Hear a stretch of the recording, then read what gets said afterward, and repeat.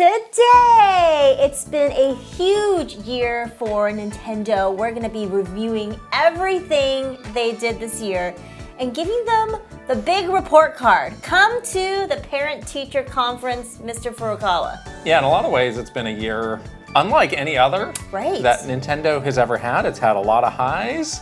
It's had a lot of lows. There's just been a lot of stuff that's happened. They have been called into the principal's office for some stuff. So we're going to go through it all, maybe refresh our memory on some of this stuff. Do you remember the pre-Switch 2 days? Do you remember what was going on? Honestly, not a lot was happening. It was a little fuzzy. And yeah, we're going to ultimately give them a letter grade for their 2025, which is rapidly coming to an end. Yes. Rapidly. My goodness. Another exciting thing we're celebrating today is this is actually our 200th episode. It is. Yay! Wow. We'll pause for a small celebration. Very short. Yeah, and that's all. Next. Moving on. Kidding.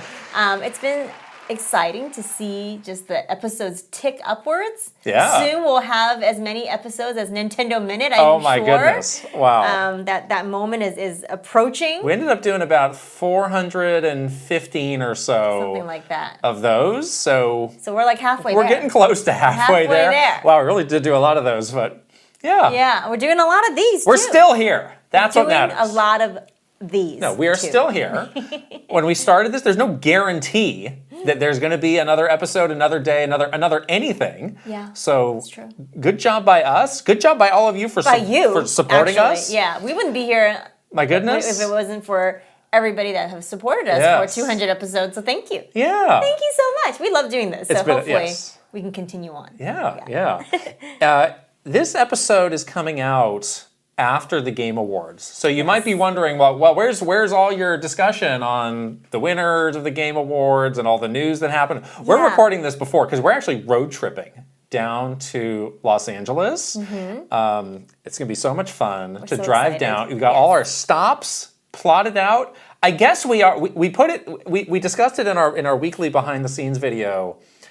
There's a place called Casa de Fruta, about 2 hours when we're getting over to I-5, the long straight road that just takes you to LA. A little boring. The little stopover, this place called Casa de Fruta, which is really like this very large compound dedicated to dried fruits. It's more than just dried fruit. The way that you say it, How should I describe it? Makes it sound so lame, but it's such like a fun, it's like this, they built out this whole area. Yes. It's such a little old-timey.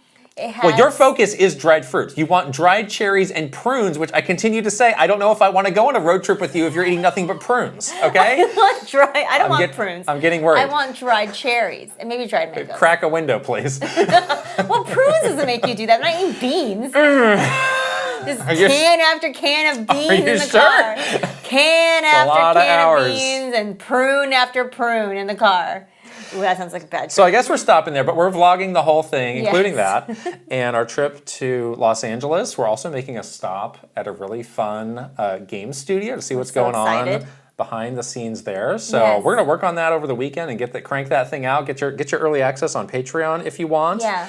And then back to what I was saying at the beginning, the Game Awards news, we are going to do, which should be out now, our big instant reaction to the Game Awards. And when we mean instant, we do mean instant. Like we come out of the theater, cameras rolling. The moment we step outside into the streets of Los Angeles, first of all, anything can happen. Second of all, the camera will be rolling. Oh, that sounds ominous. Do you remember the year that we won Game of the Year? Yes. And there was this request, like we need to get a photo outside of the theater. That was such a bad idea. With Mr. Aonuma and the team, with the sign that said the Game Awards, and there wasn't really enough thought put into, like, wait, how is this going to work? We were rolling so deep, too, because I had the entire Super Mario Odyssey crew with me. Yes. You were managing the entire Tears of the Kingdom crew. The winning team. The winning team. Yes. Of course. We give you due credit. And it was like, I think in total, it was like we were rolling like 25 people deep. And so to court, it was like herding cats, you know, like it was a chaos after the show. People were like streaming. But out again, of the like theater. there's just throngs of people, like people leaving. They've got that big like Yes. ice rink. Like, hey, that's Mr. Anuel. And it's like, I know. And it's like we need to go. We need to get out of here. And then you do the tuck and roll. Somebody was. Oh, let's try that one again. That's what like. No, we're just. No, we're going. Yeah, we got one take. We have heavy apps waiting for us. We need to go to Fleming's. not a dinner, but we have some heavy apps waiting for us. We need to stand up while eating a steak Yes. with no cutlery. That's what we need to do. We need to pop like several more bottles of champagne. Yes. I'm sorry, Yes. but we're busy. But anyhow, it is chaos after the awards wrap, but we will be doing these fun instant reactions. And we'll see what we get up to.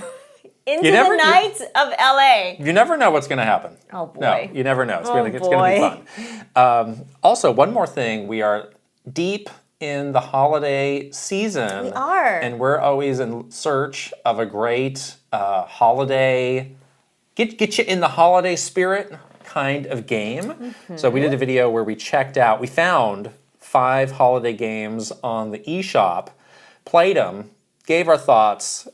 Some are good, some are bad. Some are good, some really aren't. Some are hilarious. Well, there's one that you are particularly enamored of, which is basically like... Don't tell them! Oh. All right, I won't. You have to watch the video. Watch the video, I guess. Don't be surprised like I was. If I say this, people might want to watch the video. Okay, fine, then tell them. You tell them. No, you tell them. No. Okay, fine. It's basically Super Mario Brothers 3, but with Santa and an elf. Yes. The levels look very similar. The art style looks very similar. You know, the whole construction of the world map, levels leading up to a boss is very similar, but you get to play multiplayer as Santa and an elf. Throw lumps of coal. coal. Coal and candy canes. Yes. You platform. But this is not shovelware. Like, trust us, we found the shovelware. Oh, yeah. The shovelware is something else. Terrible. This is not shovel. This is actually a pretty fun game. This is actually really fun and very well done. Yes, it is derivative of Super Mario Brothers 3. But they do some cool new things in it that I really liked. And I was laughing the whole time. I actually bought this game and was playing through more levels. So anyways, I thought it was good. You were laughing maniacally the whole way through. It was when so I went back and watched this fun. video, I was like, wow, she really can't stop laughing. I loved it. And then you played a really unhinged one at the very end. I don't want to mention that one. Did you traumatize? It's a little strange. It was a little strange. You were traumatized. When the Porsche showed up out of nowhere, I was like, wait. Unity assets? We're just digging deep into the asset library? the Unity assets library and just dropping anything into this game. Awesome. No, but it's I don't fun. think These are fun. There's some real good ones in here that actually Yes. legit are fun, and some that are not so fun, but it's always funny to check these out. Yes. Catch a vibe, and Nintendo's about to catch this report card when we rate their 2025. But first, of course, have to shout out our sponsor. This episode is sponsored by Factor. And like I said, we are deep into the holiday season.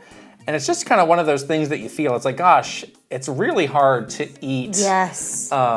Eat well healthily over the holidays. There's a lot of pitfalls. Yeah, not only are you just eating, a lot of indulgent meals around the holiday time, you're also strapped for time. Yes. Which means you're just grabbing anything that's convenient. So why not do a little bit better by your body and grab a convenient thing that's actually good for you? Factor has these great dietitian approved meals.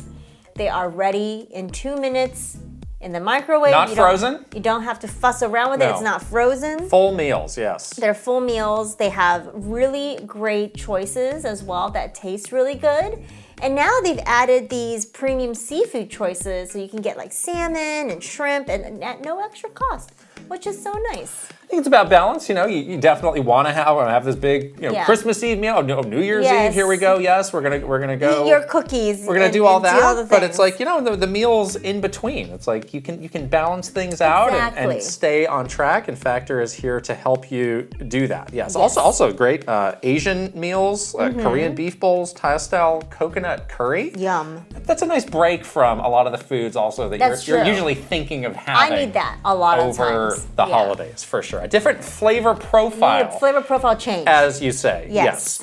So eat smart at factormeals.com/Kit and Krysta 50 off. Yes, that's the code. And use code Kit and Krysta 50 off to get 50% off your first box plus free breakfast for 1 year. That's code, say it with me, Kit and Krysta 50 off at factormeals.com for 50% off your first box plus free breakfast for 1 year. This exclusive holiday offer won't last, so lock in your savings before the New Year rush.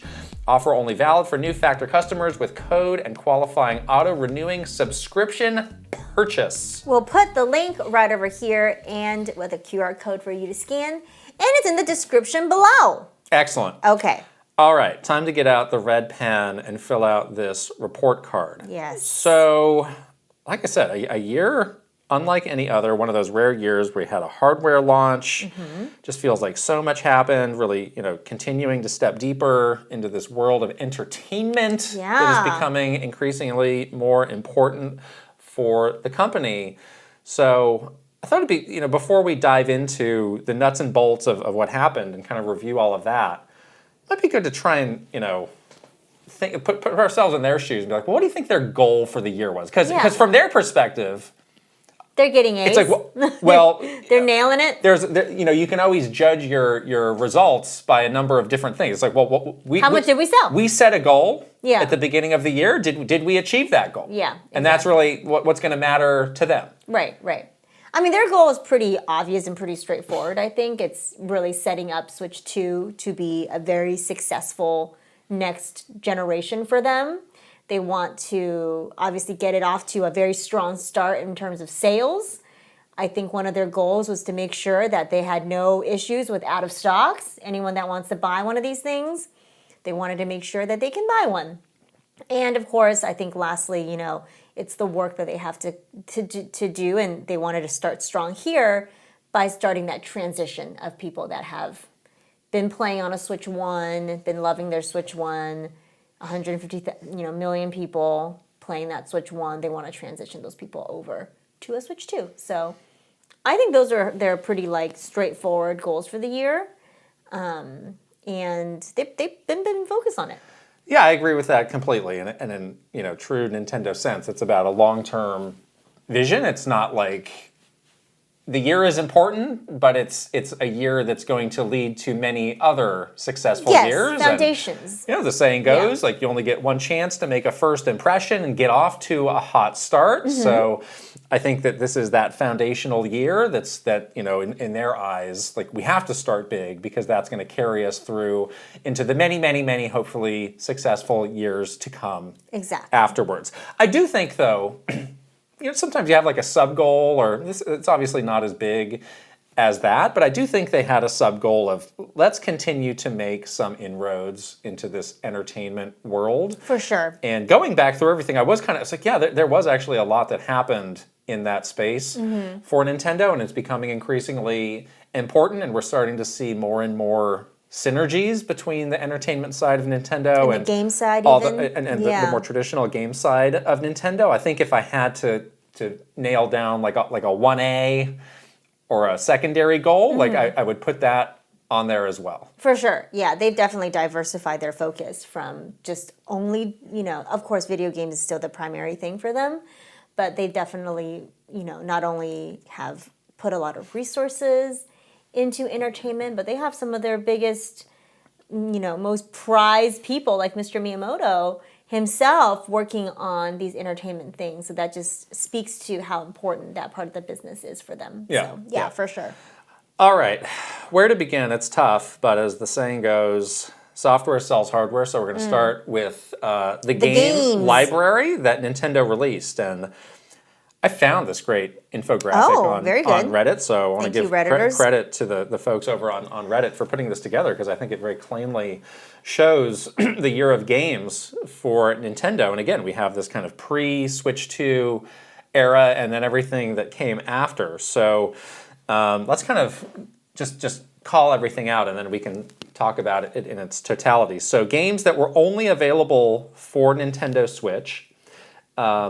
They had Donkey Kong Country Returns HD and Xenoblade Chronicles X Definitive Edition. There were some games that were available on both. So that's Metroid Prime 4 Beyond and Pokemon Legends ZA. They had the Nintendo Switch 2 Edition games, which were additive to the games that were already there. So we had the 2 Zelda games, Breath of the Wild and Tears of the Kingdom, Mario Party Jamboree with Jamboree TV, and Kirby and the Forgotten Land Star-Crossed World. I guess you can put Metroid and Pokemon in this camp as well. They're technically called Switch 2 editions, although they didn't really have that additional bump of content that these other games graphical and performance upgrades. And then we're going through the strictly Switch 2 exclusive games, Mario Kart World, big launch game, Donkey Kong Bonanza, Dragon Drive. This list does not have Welcome Tour. It's not really a game. What's up with that? I guess you paid for it. I don't know. Okay, Welcome Tour. Welcome Tour, Dragon Drive, Kirby Air Riders, and Hyrule Warriors Age of Imprisonment. Yes. So that was the year. There was a lot of stuff. And we mentioned it in our video where we were breaking down the Metroid reviews. It's like, okay, well now we have a clear picture of critically how everything performed. And the high game for the year was Donkey Kong Bonanza on Metacritic. That came in at a 91. The low for the year was Welcome Tour, which came in at a 54. But there's a lot in this kind of high 70s to mid 80s range as well. Yes. Notably, the holiday games, starting with Pokemon Legends ZA, Hyrule Warriors, Kirby Air Riders, and Metroid, all scored sort of below the mid-80s. They were all sort of in the high 70s, low 80s range. Yes. And this is the games coming out in the all-important Q4 holiday season. Yeah. So I thought that was interesting. Obviously some very high-scoring games at launch with Mario Kart and, of course, Donkey Kong Bonanza in the summertime. But interesting that the holiday games, all of them, kind of struggled to get past the sort of into the high 80s, 90s range. Yeah, Nintendo, I think Metacritic always does some breakdown at the end of the year of, here were the top publishers, all that, and I think people just assume Nintendo is always going to be on top. They're not always on top, but they're always in the more kind of positive side of the ledger. I think this year is a bit more mixed in general. And that was an interesting point by you, that just kind of for that series of weeks leading to where we are now, there was maybe 1 to 2 points separating those games in either the high 70s or the low 80s. Yeah. The other thing that I noticed is the user scores. Yeah. As well in a lot of these games. We talked a lot about sort of the different fan bases for these games and sort of how they're feeling. Some of them are doing better than others, obviously, and notably a lot of these fan bases seem a bit dissatisfied, based purely on user scores. The people who are motivated to go rate something on a Metacritic. On a Metacritic, which probably is not your best. Are not, of course, everybody. Yeah, but just based on that, it is interesting. Maybe it's an interesting study in just human psyche of the wanting to be more negative these days. Just not, the world is different now in terms of positivity.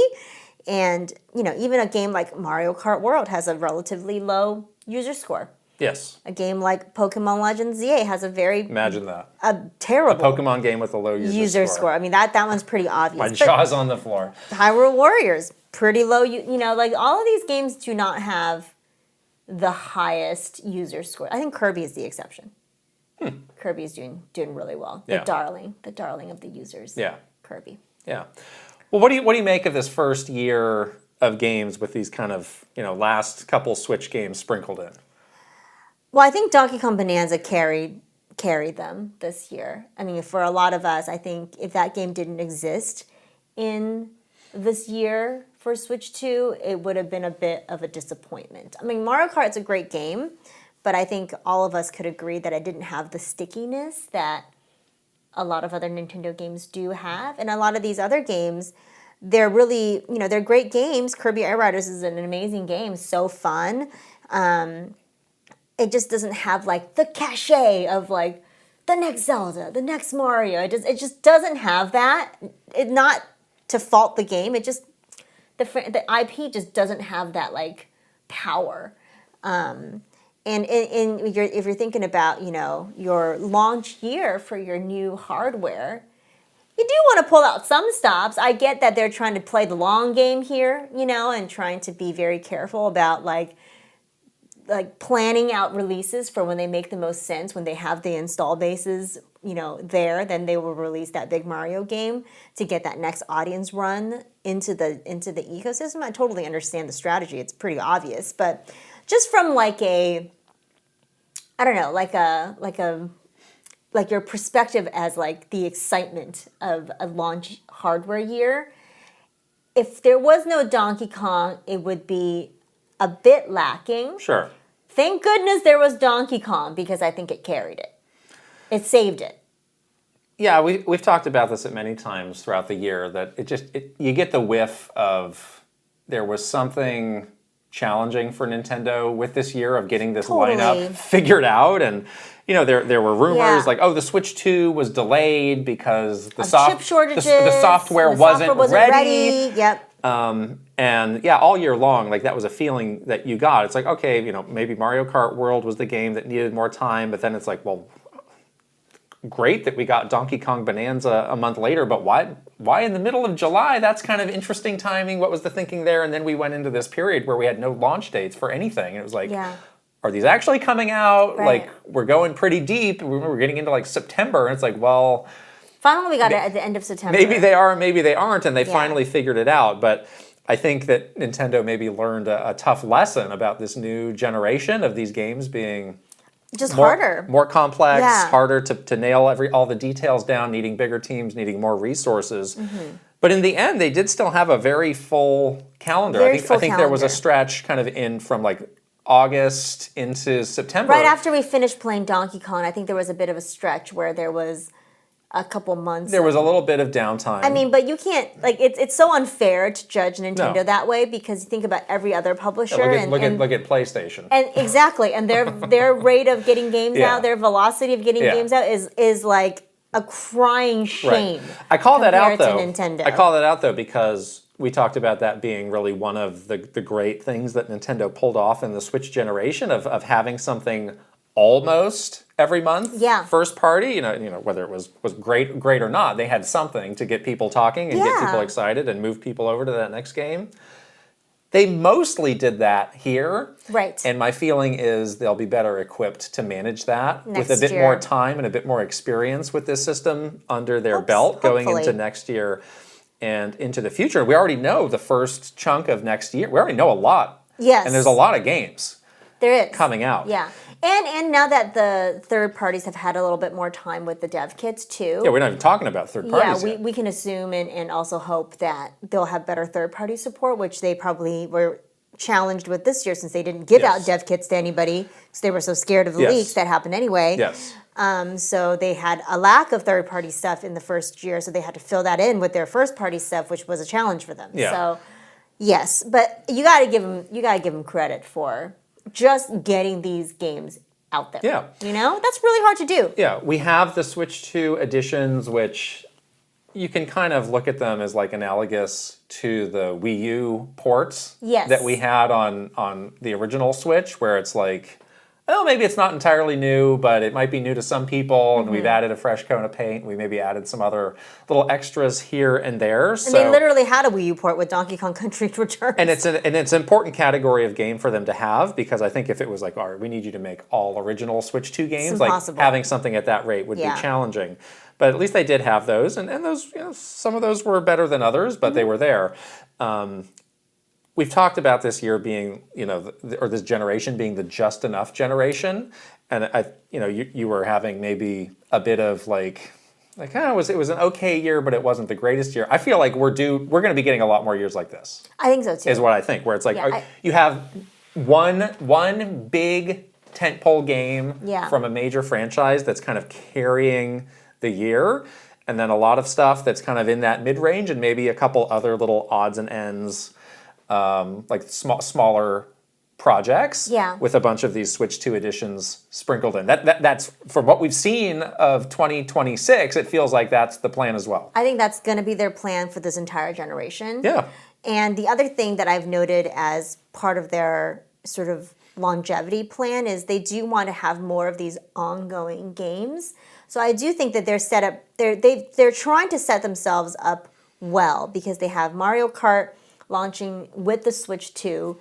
They know that that's going to be an ongoing game for them. So for the next 8 years, they can start to do the ongoing things.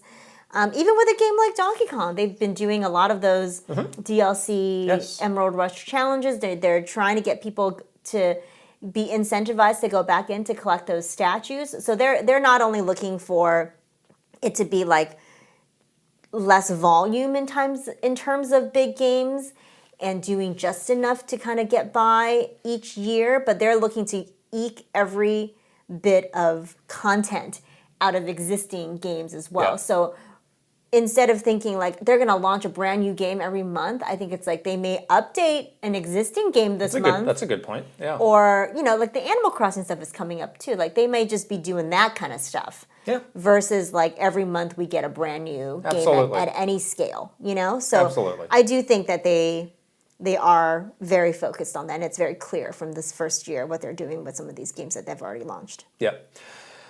You mentioned third parties. Let's talk about those. So, there was this ongoing saga with the dev kits where a lot of people didn't get them. A lot of people still can't get them. Yes.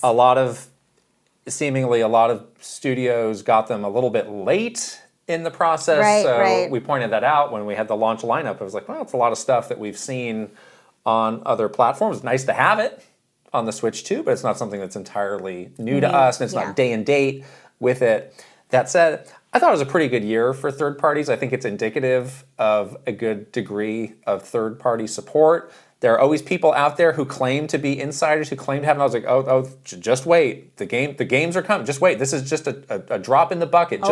Just wait. I do think it is, though. I just don't feel like third parties can really sit this generation out like some of them did with this. It's like they need to be in on this successful platform because there's just not a lot of successful platforms out there. Yeah. And I think they really do see the power of this platform and audience. Like look at what Capcom's doing with Resident Evil Requiem. That is like the full-scale support that is needed to be successful as a third party on a Switch platform. Yes. Like you need to actually pull the stops out. You need to make an amiibo. You need to make, custom, controllers. You need to have like the full marketing support for these games, and you need to be day and date.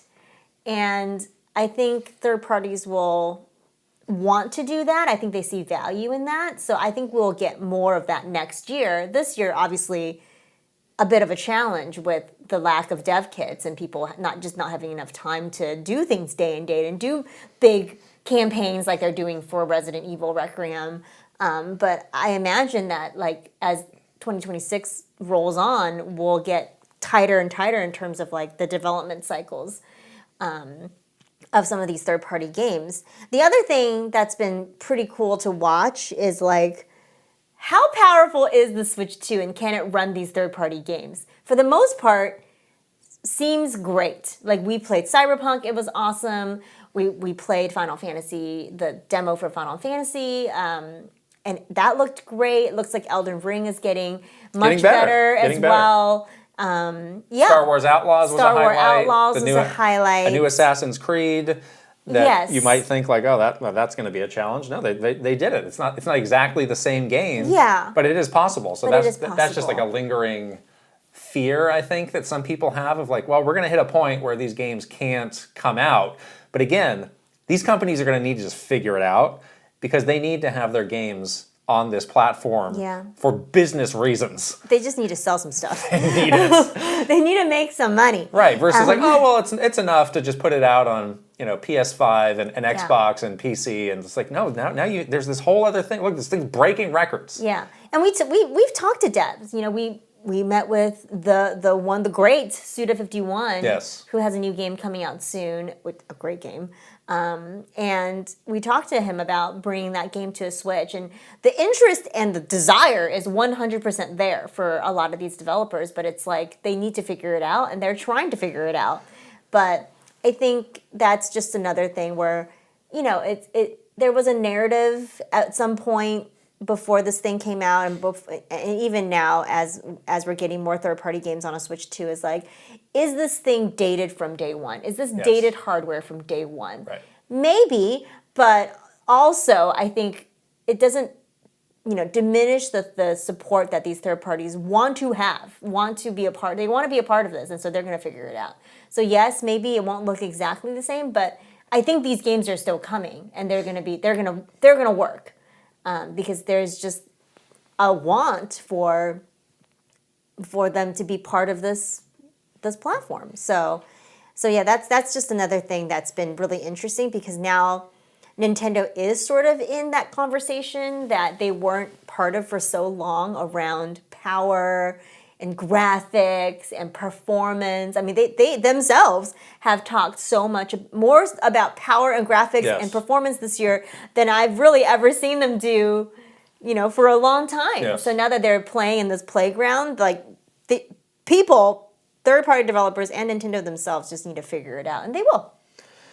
Indies is a tough one that's hard to judge. Yeah. Because a lot of indies, they're mostly the ones that can't get the dev kits even still, and you hear like, well, Nintendo just said put it out on Switch, and it's backwards compatible, and people can still get it. And I do think there's some validity to that actually, but at some point you want to fully embrace these people. I have a hard time evaluating the indies' place with Nintendo this year, because I just don't know what the long-term vision is based on what we have seen. It feels like this should get like an incomplete. This one has concerned me from the beginning and still continues to concern me. Like, if I was the teacher and Nintendo was the parent, this will be a thing where I'm like, I'm a little concerned that your child's doing this. Because they, Indies on Switch 1 was such a wonderful partnership and collaboration. The idea that Switch became an indie machine, the positive things that indie developers would say about being able to get a dev kit, being able to develop for this hardware was very easy, very seamless. Something they wanted to do, that creativity that they had was easy to translate onto a Switch, which feels like it's not really the way for a Switch 2. I mean, beyond the fact that they can't even get a dev kit, it just doesn't seem like Nintendo is that supportive of indies right now. I think they internally have business priorities where they are very focused on like the big third-party partners. Yeah. They're really focused on like, we need to get Elden Ring onto a Switch 2. Yeah. Like, we need to make sure day and date Final Fantasy VII comes out on a Switch 2. They really want that like big name recognition, and they want to be in that conversation of like, yeah, we're as powerful as any of the other hardwares. You can play any of these big games on our hardware.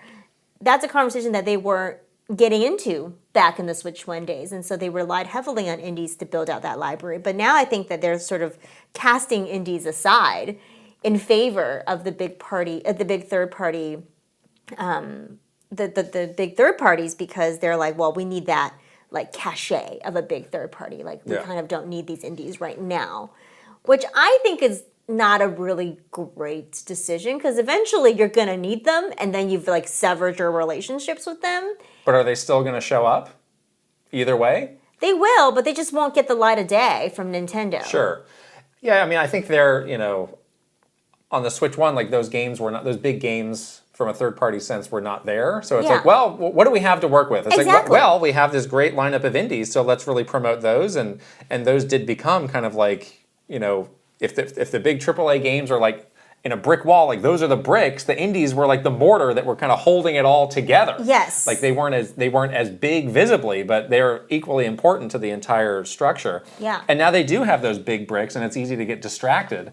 But, using that analogy, like the wall doesn't work unless you have those other things. And there were so many times on the Switch 1 generation where Nintendo got bailed out, where maybe they did have a lull with software, or there were some questions about, whatever at any given time, where indies came in and saved the day. Exactly. And that was like such a positive message for Switch 1. Yeah. Like the way that Nintendo supported and highlighted these indies. They stood up so many channels, marketing channels, to help indies out. They still have those, but I get the sense that they're less important and less of a focus for the company now, and they're very focused on. They're very distracted by like the big name third party publishers, and they want the big Borderlands. They want those big games. It's like when the cool kid at school comes to talk to you.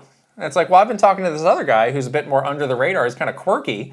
But oh my gosh, it's like the football team's quarterback is coming to talk to me. Wow, I don't want to talk to him. Wow, I'm starstruck. I want to talk to the quirky guy. I want to talk to them. I definitely want to talk to the quirky guy. The other thing to mention in terms of software was the addition of GameCube to Nintendo Switch Online, which I think that's a great addition. Yes. I was a little bit surprised that they went that far because those are games that you can remake and sell. Doesn't mean they still won't do that. They probably will. They probably will do that. We'll probably have some double dips. Double dipping, yeah. The volume of games has been quite small, a little low, but some like Luigi's Mansion, that's great. Like Soul Calibur, the F-Zero, Wind Waker. The games have been really good.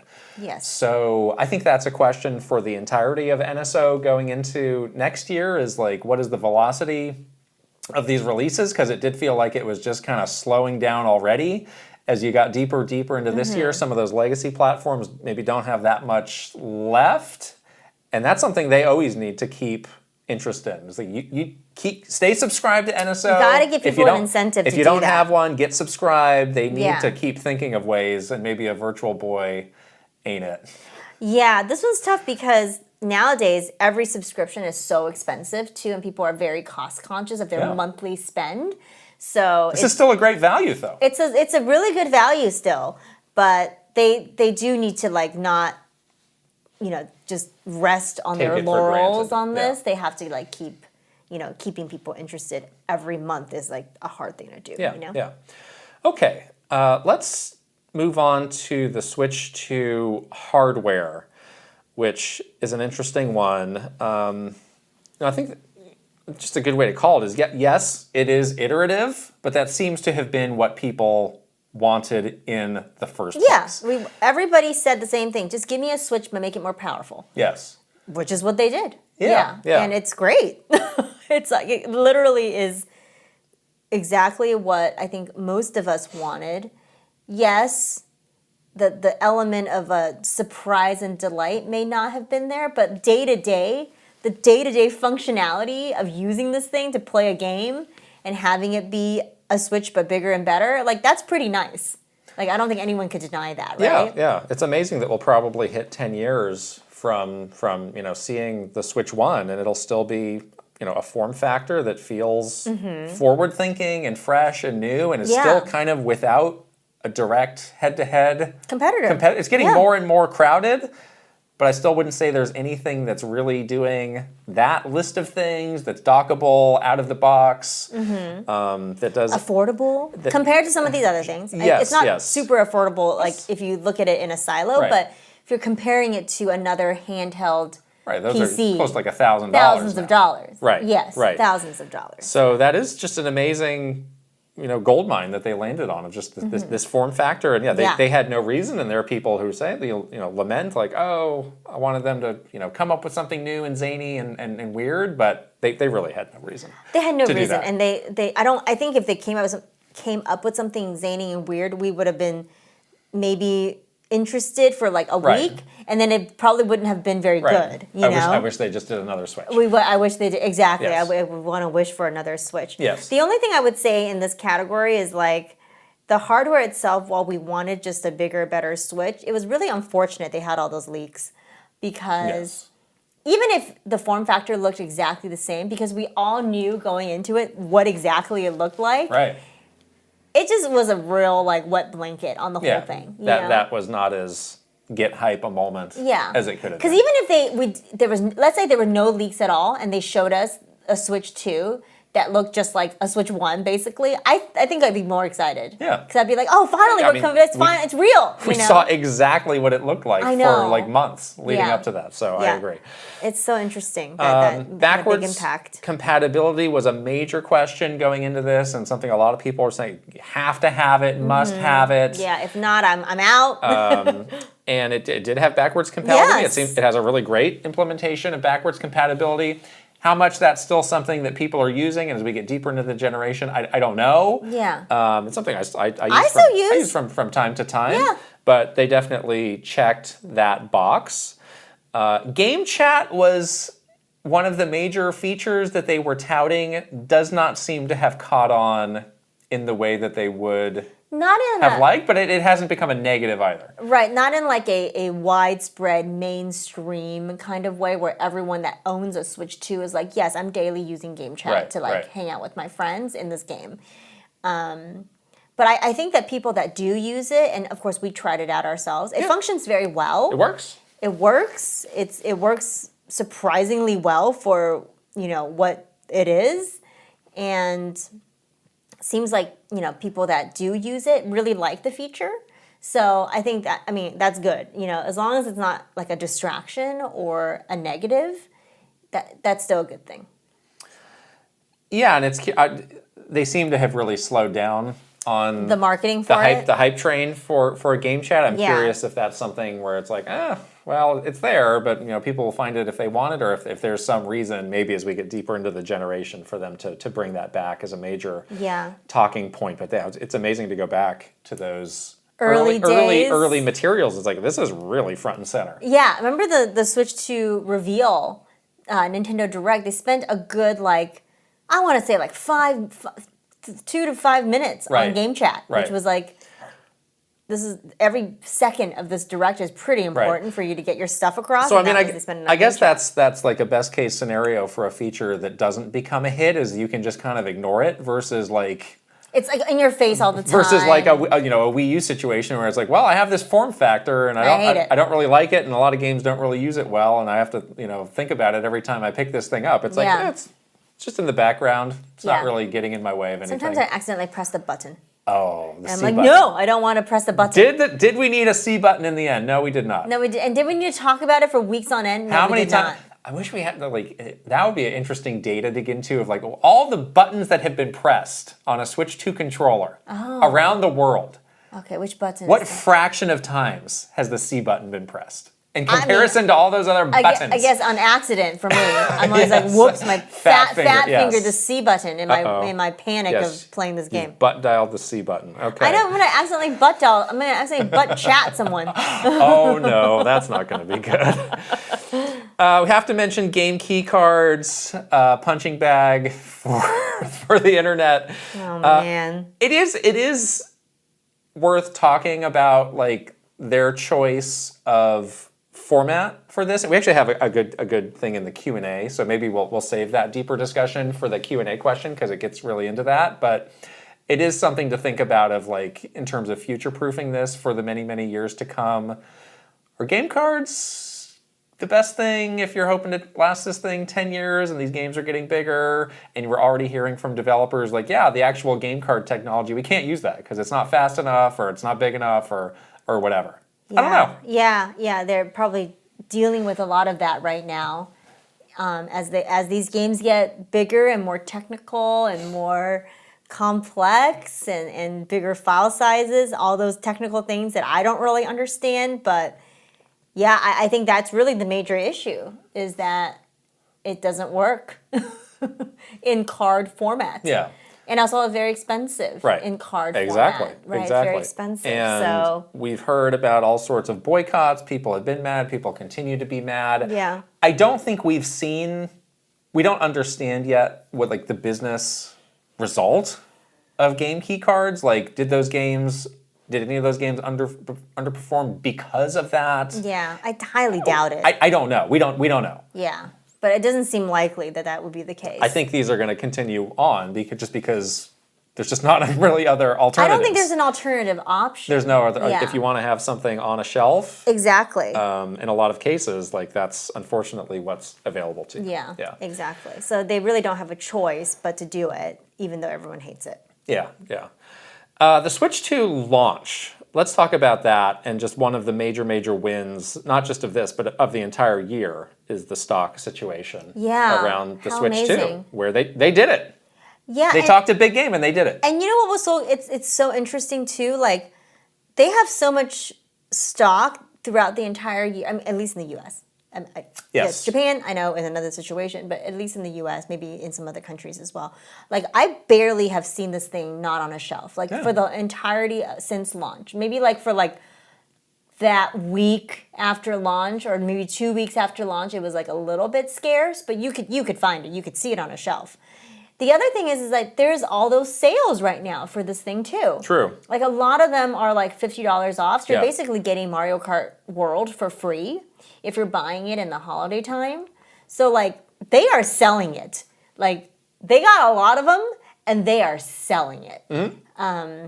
Yeah, I'm very curious. Like, we talked about this a little bit, like, during like the weekend of launch. You know, they broke all those records during the weekend of launch. It's like, what is the ceiling? How much can you make, and how much would people buy? Yeah. And when is it that where is it where it drops off? What's too much? Yeah. Because it doesn't seem like they're even hitting that point yet.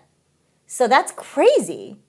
I mean, they're going to get to 20 million in like lickety split. They're going to get there fast. That's how you become the fastest selling piece of hardware. Yeah. And yeah, I think we were all really skeptical when they were saying this months in advance of, we're going to do what we can to get ahead of scalpers, get ahead of stock shortages. And it seemed like this impossible challenge, but they did it. Yeah, I'm really kicking myself. I mean, it was a very fun and exciting, drama-filled launch day for us, and we made a lot of videos about our woes getting it at GameStop and getting a pre-order and how horrible that experience was. I'm about to be upset by what you're going to say. I'm like, I should have just waited and just strolled in and get mine day one. You couldn't do that on day one. I could have done it on day one. Should have just. I went through a lot of this on day zero. I had a lot of trouble. I had a lot of problems. I had a lot of stress, unnecessary stress. Whereas I could have just gotten one, like whenever I wanted. Apparently, there was the pre-orders, the night of the pre-orders, which will not be forgotten. It's horrible. That's what I'm lost years off my life. That whole system just needs to be blown up and. That's not Nintendo's fault. They could have helped them a little bit, but it wasn't really Nintendo's fault. You did get to do that rage video where you just ranted for 30 minutes. That was probably mad. Cathartic for you. I was so mad, but then I was mad afterwards. I'm like, I should have just. When aren't you mad? I don't even need to pre-order this. I didn't even have to go through that at all. As your friend of 15, 20 years, when aren't you mad? I'm still waiting for that. Never. The other thing is that I had to return one because I bought so many, and then like some people didn't want it anymore after they saw the launch. Because you ended up with a bunch. I ended up with a bunch, and I was able to find good homes for most of them. Your scalping plans didn't pan out? No, I wasn't scalping anything. I gave some to other people. But then there's one that I had that person was just like, yeah, I actually don't want this. Oh. Like, they played it for like one day, and was like, this actually kind of sucks. I don't want this. To each their own. And then so I was like returning it. And that was the one I actually got from Nintendo. Yeah. And to return it, I had to insure it. They didn't give me like a free return. They had to accept my return, and then I had to like ship it myself, and it was so expensive. I basically lost like $150 on that system. Sounds like a you problem. Shipping it back Couldn't be me. To Nintendo. Okay. It's really unfortunate. What does that have to do with this conversation? I'm Nothing. just remembering. Absolutely remembering my time and how I didn't really have to go through any of that pain. Literally nothing. I'm just saying. You did. I didn't. I won't be. You don't have any fond memories of that experience? No. Bonding with your fellow gamer? No. I didn't have fun. I had to wait all night. Yeah, we did. In front of that freezing cold GameStop. And we came here in the middle of the night. That manager was so mean to me. I'm still mad at him. And then he tried to sell me a Costco Sun Chip. And then he dropped that guy's Switch. His personal Venmo, yeah. And we were the last ones to pick it up. He didn't staple it. That was good. He didn't staple it? I went through hell and back. These are the memories that will endure. They're not good ones. This is what's fun about it. That was not fun. No, this is the adventure of it. Okay. Should have just walked in day one. Okay. The bundling strategy has been interesting. So it seems like they originally said this Mario Kart bundle is going to go away. It sounds like this is just going to be here. in perpetuity. Seems like a good strategy for them. It's a great game. It's a great price. Can't argue with the price. The price is great, especially if you're getting it now for free. Makes you wonder why the thing's $80 on its own. I still have a lot of questions about that, but having that as an ongoing bundle plus Pokemon, the game du jour as maybe 2 or 3 times a year as a secondary bundle seems like a great strategy. Yeah. And if they can they're not doing anything special. It's not like a new colorway. It's not like a new whatever. It's just like, here's a code that we're putting in with... It's functional. Exactly. With the system, we slap a new graphic onto it, easy peasy pie. Yeah. And you buy it. It's like not flashy. It's not fun, but it works. The reveal itself, and this is an interesting one because there's the January reveal. Well, I think we can talk about that whole stretch of reveal, the big direct, everything leading up to the launch in terms of like marketing, promotion, all of that. For me, it's very like there's like two sides of the coin. It's like there were the official materials, and the Nintendo Directs were all very well done, very effectively delivered, obviously got people incredibly excited. The numbers for those were incredibly huge. But then there was just all of the handling of all of that kind of secondary information that just wasn't there. It's like they did not properly anticipate the follow-up questions that people had about this system. Remember, we were hunting for prices, hunting for information. Yes. And this is where the waves of misinformation that still are out there emerged from. Yes. Where people would be like, "Oh my gosh, I'm so frustrated that the misinformation just keeps happening." It's like, well, that's because Nintendo doesn't give you cleanly a place to find the right information. It's what's happening right now with the Metroid Amiibo. It's like, oh, does it unlock the music? Or no, you can get 100%. It's like they could have they announced the Amiibo. They could have told us. Tell us all right then. Here's what this does. Yeah. But no, they chose not to. So this is the result. Yes. Yeah, that was a very confusing and frustrating time where you were so excited to be a part of this new launch and to get really hyped for this new hardware, but then your excitement was so tempered by anger because we were all so confused. Everyone was raging about the confusion, and for once, kind of rightly so, being frustrated by the lack of transparency. And then the other thing that I would add to this is that like they had multiple opportunities, Nintendo did, to clarify some of these misconceptions that they refused to do. There were those interviews. They didn't do anything to really clarify the actual questions that people had. They just had PR answers for stuff. And then they also overhyped stuff. Like they totally overhyped the Mario Kart World Direct, in response to the questions people had of what makes this an $80 game. They completely overhyped that Direct, which just caused more anger and more confusion. So not only did they not correct any of the misinformation, they in turn caused more misinformation. So it's very poorly handled. Yeah, like when I look at Nintendo's marketing now, there's Nintendo Direct, which continues to be like the standard bearer for that sort of vehicle and what's possible. And then there's everything else that's like way below that. It's interesting because they do use Nintendo Direct effectively to communicate actual information that you as a buyer, as a person that is purchasing their products, need to know. But then all of the other marketing, these huge marketing channels that they have at their disposal, they're just not utilizing these at all to tell you anything. No. It's like, okay, if you want me to go to Nintendo today, great. But can you give me some actual useful information there instead of the 10th Kirby Air Riders photo? Or you want me to go to your Twitter channel that has over 10 million followers? Can you give me something more that's rich in information, like what an amiibo does in Metroid versus this gun goes boom? I don't understand that. You have every channel of communication available to you, yet you refuse to use them to actually communicate information that people need. Yeah, I don't know. That's completely baffling. Things are different there. Leaks, we already talked about those. Those were just so is rampant, ridiculously prevalent, and a lot of that is just the manufacturing process. Yeah. But there remain a lot of leaks, and I expect every direct leaks. Continue to be leaked. So that's a major challenge that they need to overcome. Price and handling of tariffs. That was a curveball. This was a really unexpected thing, or was it? I mean, it wasn't. They had to manage through. It came at a bad time. It certainly came at a bad time. That was the day after that thing. For them. It was horrible. I actually think they did okay. a good job with this of not raising the price of the system, finding other things to absorb that burden that they just had to do. Right. Maintaining, again, staying true to what their goal was for the year. Like, don't sacrifice this just because now we need to make a bit more money on this because of this tariff. They kept their eye on the prize, and it was a very rocky.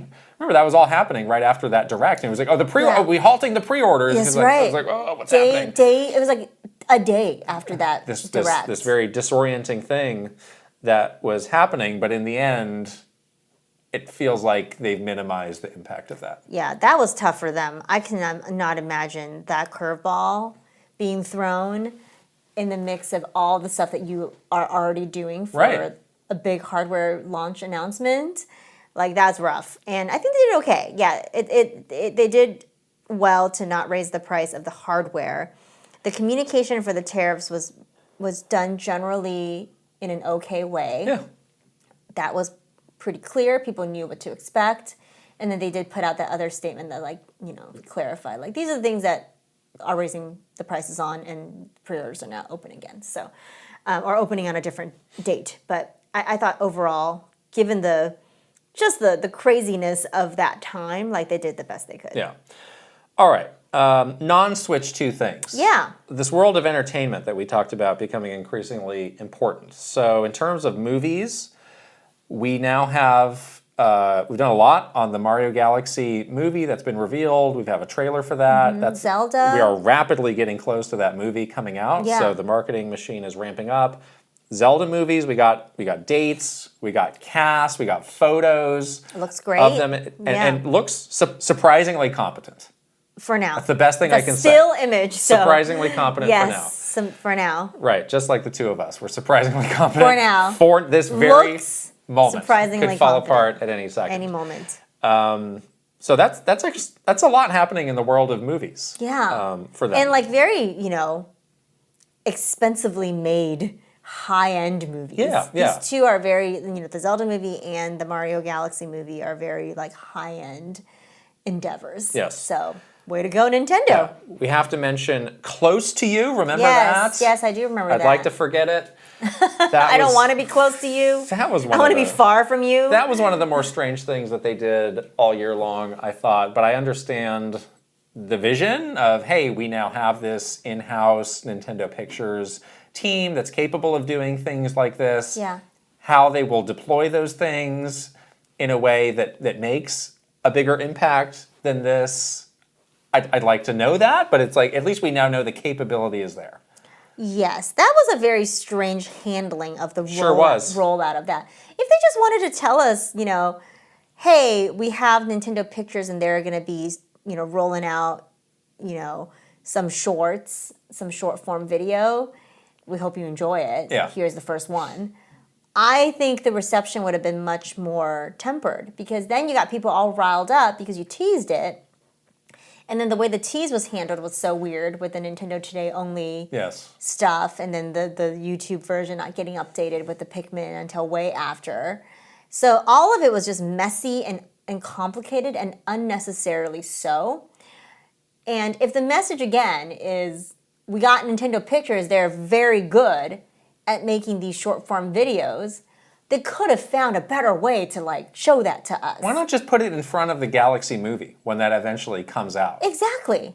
There's so many better ways. That seems like a great, really high profile way. Yes. To do that.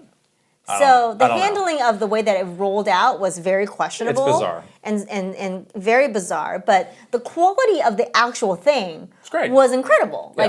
They clearly are very capable and are creative. So if they're just we're going to make these every once in a while, that seems fine. That seems neat. Yeah. I'm here for that, but don't overcomplicate it. You don't need to do. Let me watch the video. Yeah, It's fine. yeah. You know.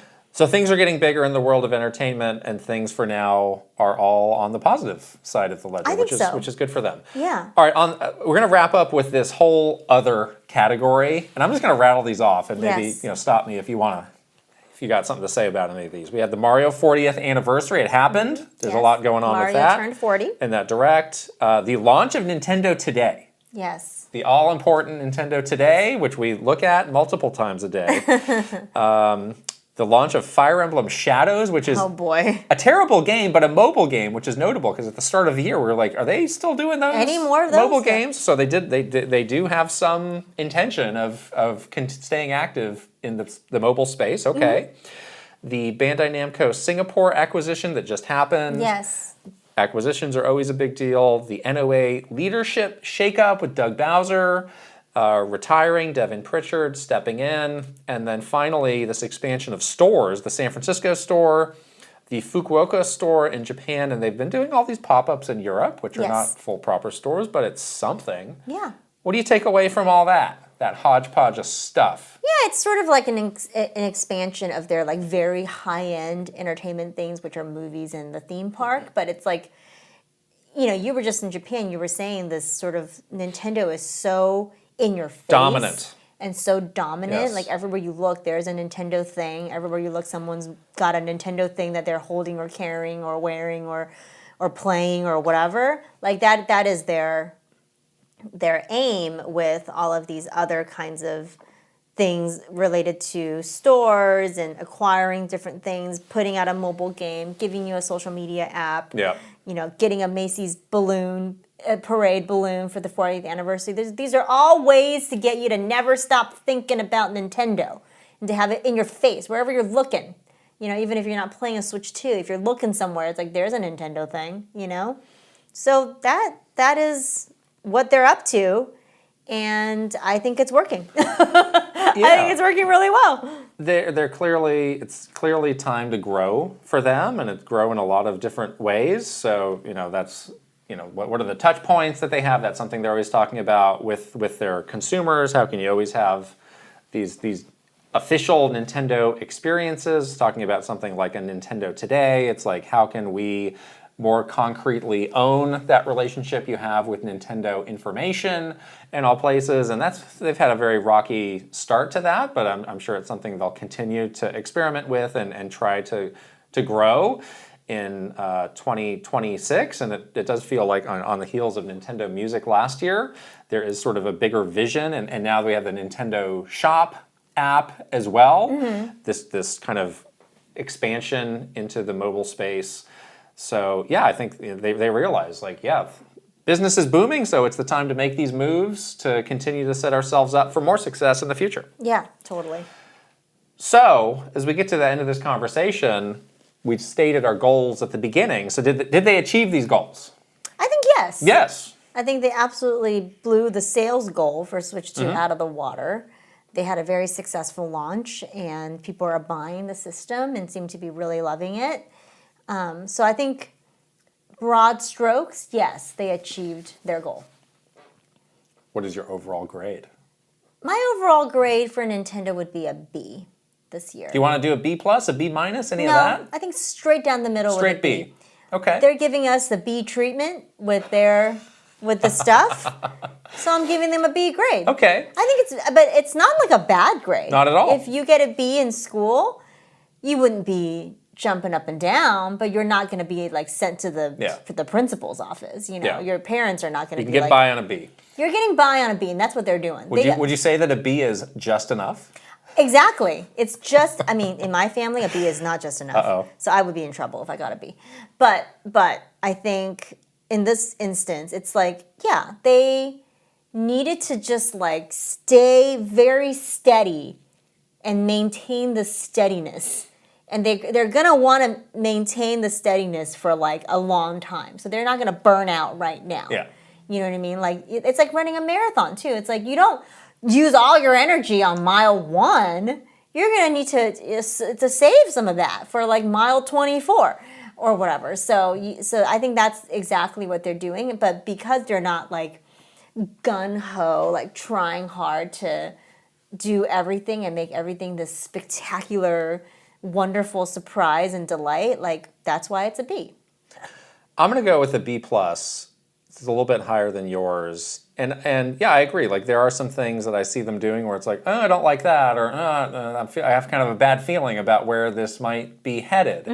And there were maybe more of those moments this year than I would have liked. Yeah. But it's hard to argue with the results. Like Exactly. the results speak for themselves. And knowing that that was the goal for the year, like they smashed that goal. Yeah. One of the best console launches ever in terms of just the numbers, absolutely set themselves up for success going into the next couple years where they're really going to grow that number and grow the library. From their perspective, like all those other things, there's just blips. Yeah. It's like yeah, there's some things we could have done better, but on the thing that did matter, we did that. The money-making thing? We did it. The selling I'm the making thing. I'm making selling selling 20 million Switch 2s and making a crap load of money. We did that. Getting it into people's hands, Yeah. having people mostly be pretty satisfied and happy with that at the time where this industry is like, there's a lot of people who are not happy with a lot of things being a bright spot in the industry. Like, yeah, they did that. Yeah. So, and then on the entertainment side, it's like, yes, we're continuing to take steps into this kind of foreign space for us, and we're actually navigating doing it this pretty well. and Yeah. things are going good, and we haven't had a major misstep or something Yeah. blow up in our face yet. So, Yeah.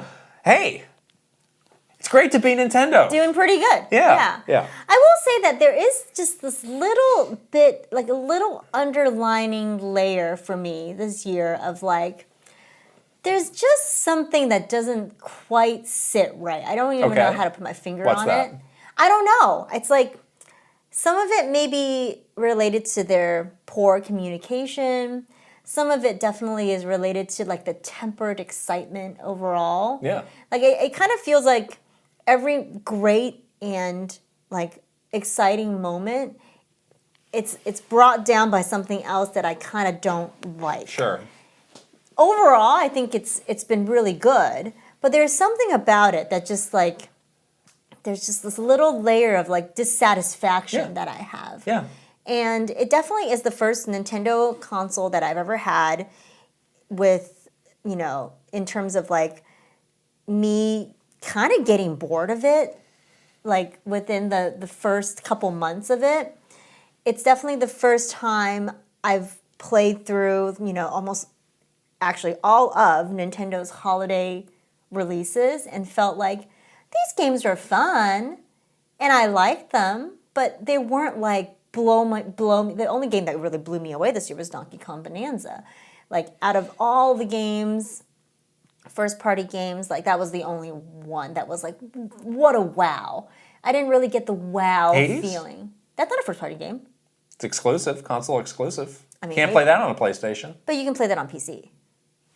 You don't play games on PC. But I mean, as you're saying this, I'm like, this is how I know you didn't have a Nintendo 64, because there was a lot I of didn't have that. There was a lot of dissatisfaction and a lot of just dark days as a Nintendo 64. Yeah, it just feels like this is the first time I've ever experienced this. Honestly, Yeah. like you know, for every other Nintendo console that I've ever been a part of, like ever gotten, either while I was at Nintendo or even when I was not at Nintendo, like it felt a little bit different to me. So I don't know. There's something about this year and something about what they're doing. Maybe it's this just enough thing. It just feels a tiny bit unsatisfying for me. So That's very fair. yeah, I don't think it's a negative thing at all. I still give them a B. It's a very good grade. Yeah, that's why I don't scratch an A. Yeah, but it's just something about it. Something to work on for next year. Yeah. Yeah. It's good to have something to work on. A little seed of dissatisfaction All right. in some areas. We are going to hear from our Patreon community who also graded Nintendo. But first, we're going to shout out our second sponsor for the episode. This episode is sponsored by Cash App.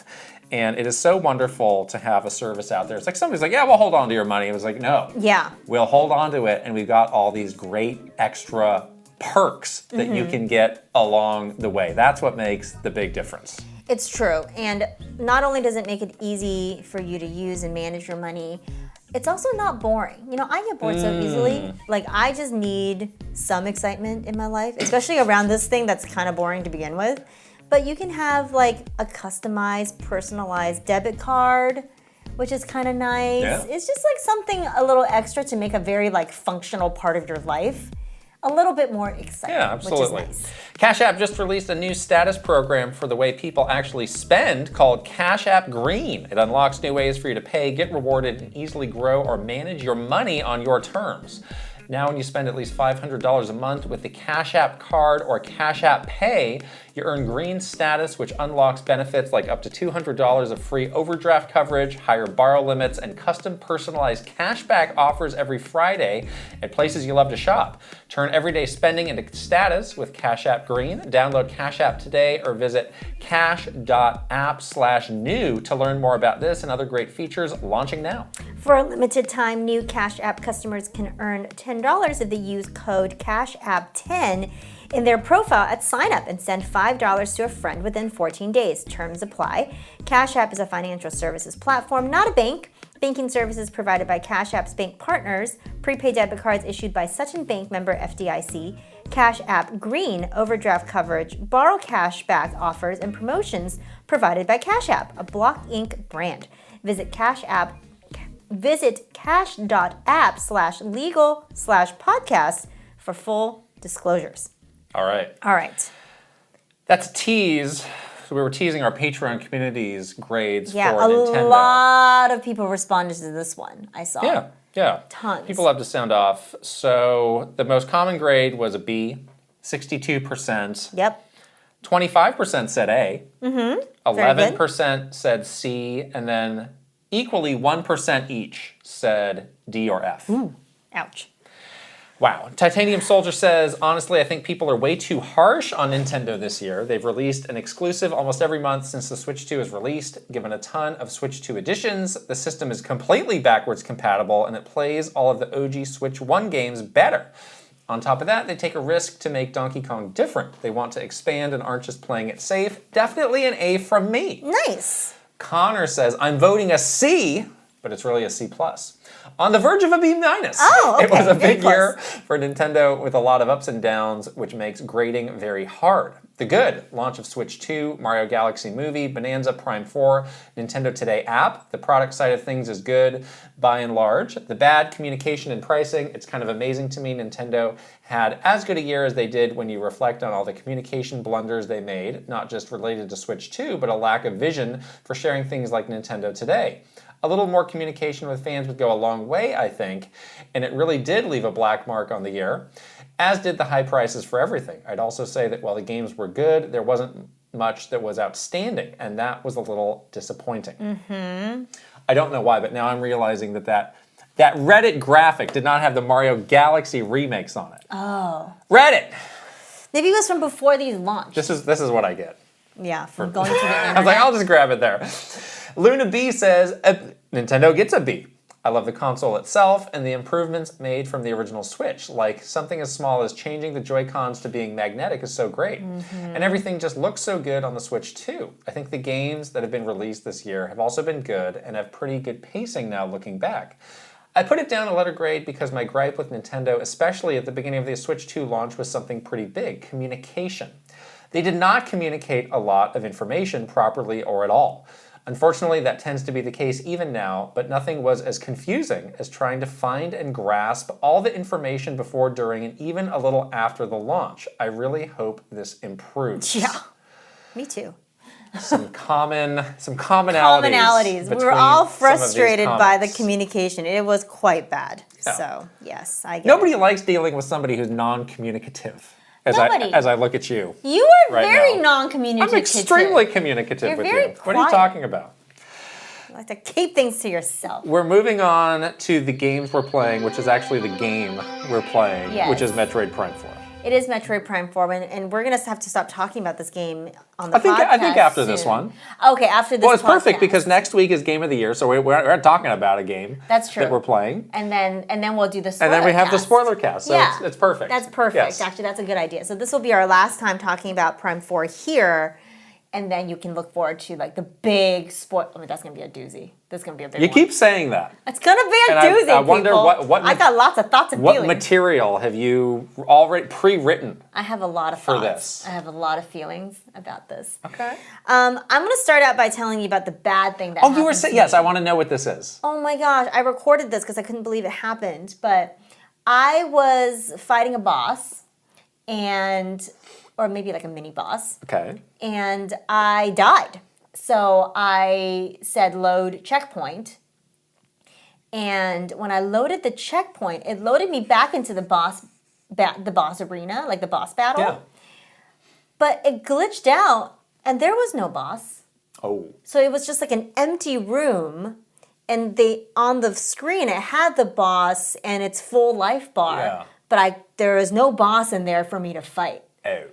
And I noticed that the arena was also a little bit different because when you fight the boss, it like these platforms like lower, but the platforms weren't lowered. So I think it glitched out somehow, where some kind of bug where it like didn't lower the platforms, and so like it didn't trigger the boss character to come into the arena. Right. And I tried for like many minutes to like leave, like do something to maybe trigger it. I like was like fussing around in there for a while. Eventually, I had to like hard close the game. Close the game, reload the save. And when I reloaded my save, it was very far back from the boss. But you made it back to the boss, and the boss was there. No, I haven't gone back to the boss yet. Oh, you haven't made it back to the boss. It's really far away. I've lost like an hour plus of gameplay. The saves in this game could be better. I couldn't believe it. This was the last thing that I did last night. Yeah. I was fighting that boss, and I died. And I was no. like, I'll try one more time before I go to bed or something, like just to see if I can beat it. And it glitched out. I recorded it because I was like, this is crazy. Wow. And it took me back to like the beginning of that stage, basically. Why are the saves like this in this game? Why are they so few and far between? Is it I've because seen some people say like, oh, they're everywhere. They're not everywhere. they're not everywhere, but I'm also wondering is like, are they trying to make this like very Metroidvania where you're supposed to be like challenged by not being like, like a Silk Song is kind of like that too, a little bit, where like you finally... People didn't love that about Silk Song either. The runbacks. Metroidvania. If you want to play a Metroidvania, you classic people that talk about Metroidvanias, that's kind of what it is. Like you? Not me. That is you. I do not like that purist. at all. I do not like that at all. I play games on easy mode. I like the autosave. This game has an easy mode. I can't do that. I gave you the opportunity. It's too brazen. I gave you the opportunity. Yeah, I mean, it's not hard. I was fun. I just like was not. Then why'd you die? Well, the entire room was electrocuted, so it was really difficult to like grapple. But Really got you on the ropes right now. I'm so mad. That's not great. That's a really bad experience. That's worse than the olive. I've heard of a lot of people who are like, yeah, I lost like an hour plus. But the glitch, though. That's terrible too. Yeah. How is that possible? This is Nintendo. Haven't heard a lot of glitch talk out there, so yeah. I will show you my footage. I'm going to put the footage right here. Is that a spoiler? I completely believe you. It's a terrible thing that happens. I'm going to show it to you. Yeah, that's because a terrible thing. I don't know what happened. There is no boss in there. Who has had this happen to them? Anyone else? That certainly sounds like a glitch. So where are we in this game? I think we're very close. I think you're maybe like a smidgen behind me, or maybe your progress has just stopped. Maybe you'll never get a moment further in this game. Oh no, because spoiler cast is canceled. No, they're gonna glitch me the whole time. I don't know. I don't think so. I had to start over. I think when Nintendo got you, they finally bricked you. They bricked me on Metroid I think Prime. when you get back, that boss will be there. Hopefully. That's what I think. So we're close. We have finished. How many of these main areas now? 3. 1, 2, 3. We both finished the lava area. Not okay. The fire area. Yeah. Yes, we the finished. Flare Pool. Yes. You know the name. This is in the trailer. We finished that. So I think there's like only maybe 2 more main areas. I'm only missing one more key to go, but then there'll be like the final. Something final. Whatever, probably. Yeah, we're probably getting pretty close, actually. Yeah, I There's one. The way this game tracks time played, I don't think is correct. It's not accurate. I was like, this no way. What did you say? It's just a very low number. Yeah, it's not. And it's like, it's not what accurate. are you actually tracking? I think it's here? like double what that number is. I think I've sunk like 16 hours into this game, and it says 8, which is not correct. So I don't know about you. Up until the fire area, I really liked all those areas. I was really in on everything that they were doing. Yeah, same. The fire area gets a big thumbs down from me, though. Me too. You and I both had a kind of a very similar reaction. I think the ice belt was Sounds like that was maybe your favorite. incredible. Of all of them. I loved it so much. I'm going to talk about more in the spoiler cast because there's some spoiler things I want to talk about. Oh, okay. But I just really loved the treatment of that area, and like some of the stuff they're doing with sound design in that area was absolutely incredible. Like I was so in. I was like, this is what this game is going to be. Awesome. I'm so in. 10 out of 10. And then I got to the fire area and I was like 0 out of 10. Yeah. That was bad. It was bad all around. It was like the area itself was so generic. I also agree with you too. You were saying like I never figured out what exactly I was doing in there. I'm like yes. It's like yes, I was supposed to get the key or whatever, but like moment to moment, it's like, what are we doing here? I don't really know. And then the two people that you find in there, I think they are the most annoying people. Every new person you meet is your new least favorite. It's so true. It's just like real life. It's just like real life. I hate people. Miles is now my favorite person in this game because he is the least annoying one out of the bunch of really annoying people.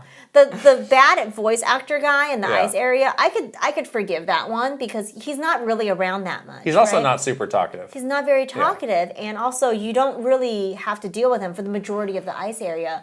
In contrast to the losers in the fire area, which just is with you. First, one person is with you, which is like a Timu Barrett, which no thank you. Not a fan of that guy. Yeah. Voice acting is much better. Much better than the ice area guy. I don't know about much, but that's like amateur hour. Better. That's like you're reading lines in the shower. It's better. Yeah. This guy's a little bit better, but those one-liners, the writing is absolutely terrible. Yep. It's just, put him on ice, Samus. Like, are you serious right now? I mean, what is this? What year are we living in right now? Samus continues to not talk. She nodded. There was a point where I was like, okay, this is actually would be an issue in the game. Because so at the end of the fire, I'm trying to be as dodgy with spoilers as I can. There's like a high tension moment where Samus is separated from the other people and she needs to get back to them quickly. Yes. And they're calling her like, Samus, where are you? Samus, are you coming? And she says nothing. She could talk to them on the comms and be like, yeah, I'm on my way. There's nothing. That's a little weird, don't you think? Versus like, you're just talking to me and I'm just going to give you the hi-hat. The weirdest part is when they ask her direct questions and she says nothing. And she just stares daggers at them. She just doesn't, I mean, it's like, hey, do you want to do this?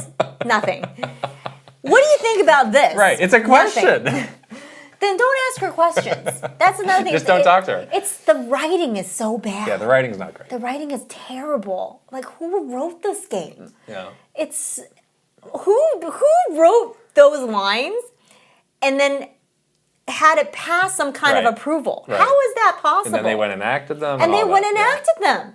The guy says piece of cake, red velvet cake, I don't like and then that. they ended up saying, yeah. I didn't like that. Ship that line.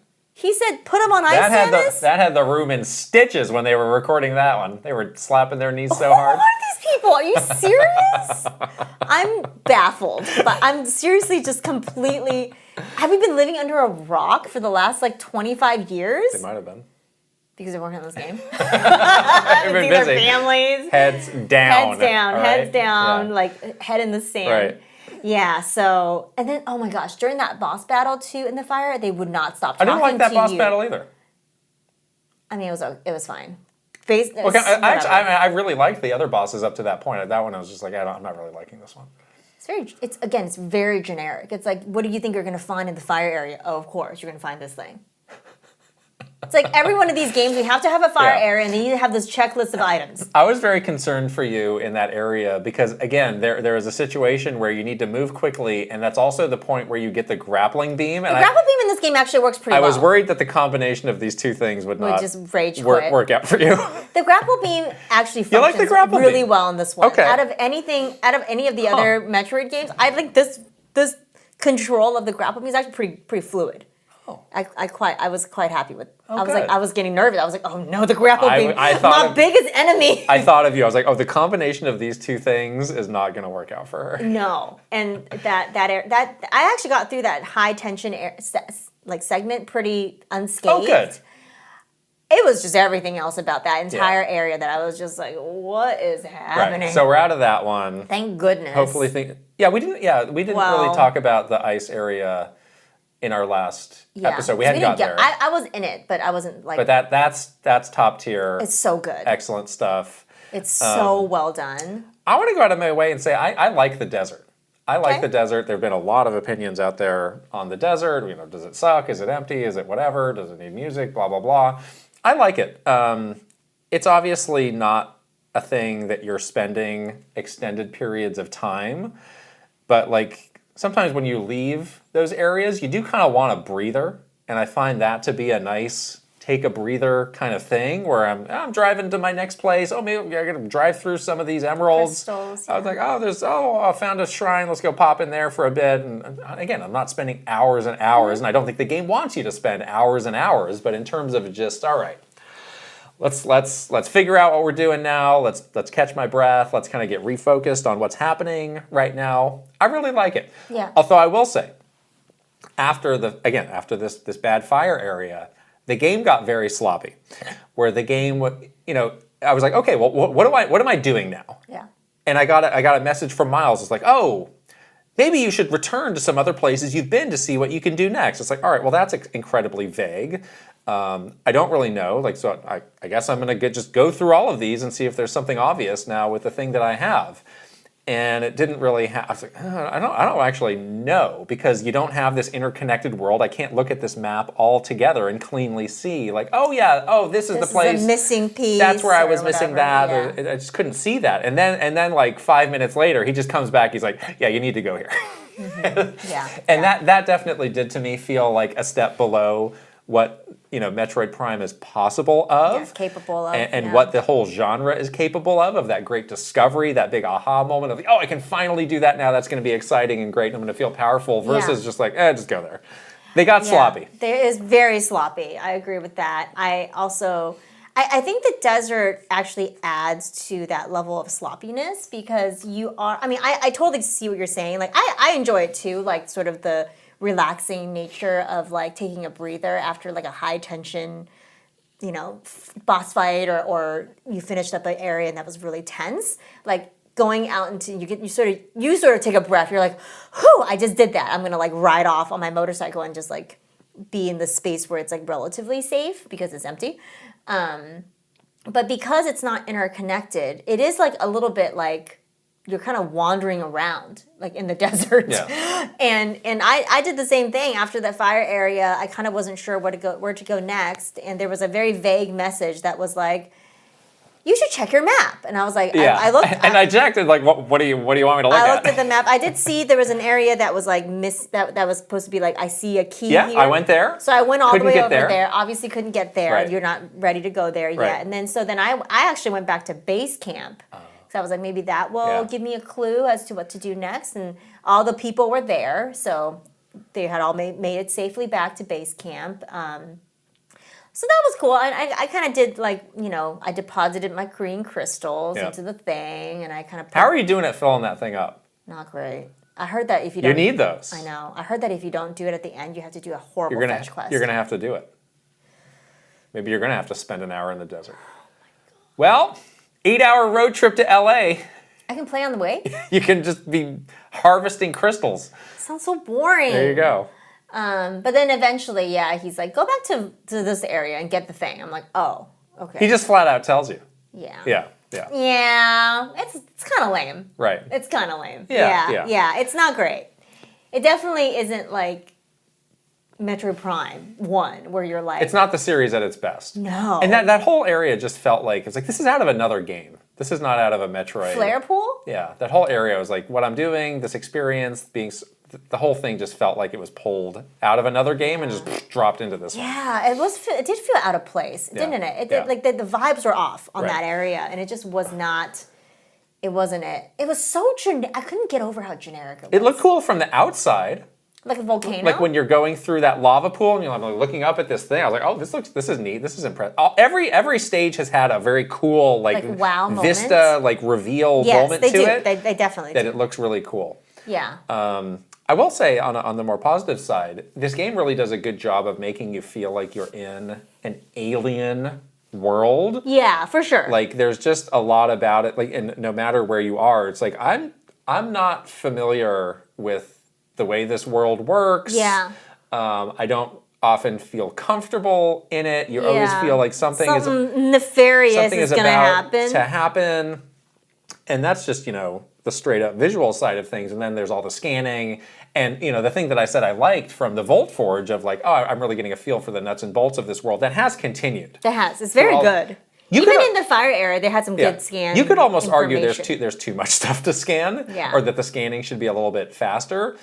But that is I enjoy doing that. Is a really fun part of piecing together the backstory. Yeah, I really like to all of this. Yeah. And they have really thought through the nuts and bolts of this world, society, whatever. Yeah, even like the little things that they do where like when you have to interact with something, the handprint is like the alien hand, like the little claw. Mm-hmm. You're like, yeah, this is not for humans. This is not a place why should her hand go through then? Well, she's got this the is psychic like this is powers. like doing someone else's Touch ID on your whatever. Oh, it shouldn't work. She like hacked them. No, just kidding. She got 5 fingers. They got 3 fingers. This is obvious. She's got the psychic powers that she's been accepted. The info security of Vuros is lacking. Needing it's some like the upgrades. Louvre. The Louvre password is like 1, 2, 3, 4, and that's like the Vuros password. 1, 2, 3, 4. Password Mona Lisa all lowercase.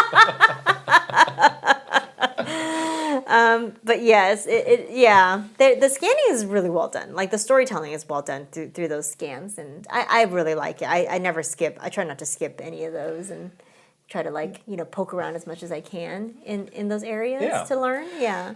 So I'm hopeful that the game can get back on track after this one area. Oof. Hopefully your game is not bricked. Exists.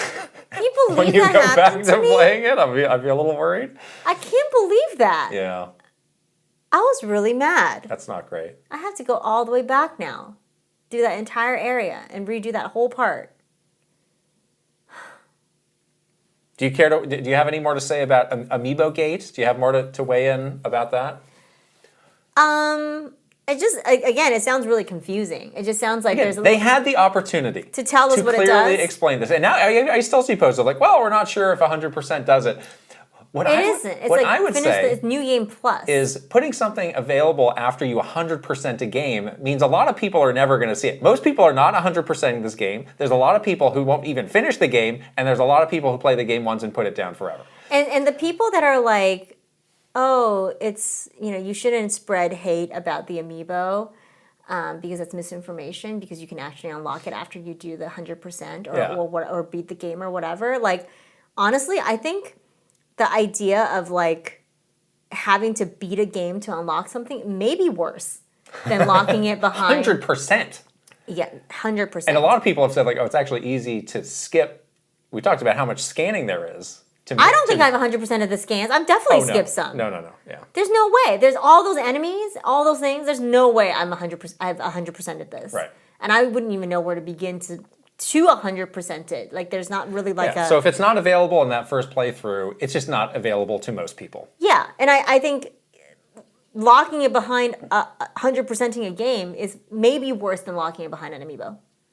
So, yeah, to all the people out there that are like, well, you can still unlock it in game. I think that is not a good argument for this. It definitely is not an effective way for you to be able to experience something in this game if you want to experience Nintendo, it. maybe you could settle this by telling us the actual details. Why don't how do you get this silly music? Nobody still knows. Nobody knows. I'm actually not listening to the music. What? Are you? Yeah. Oh, okay. I like it. I like the quiet. Yeah. It's fine.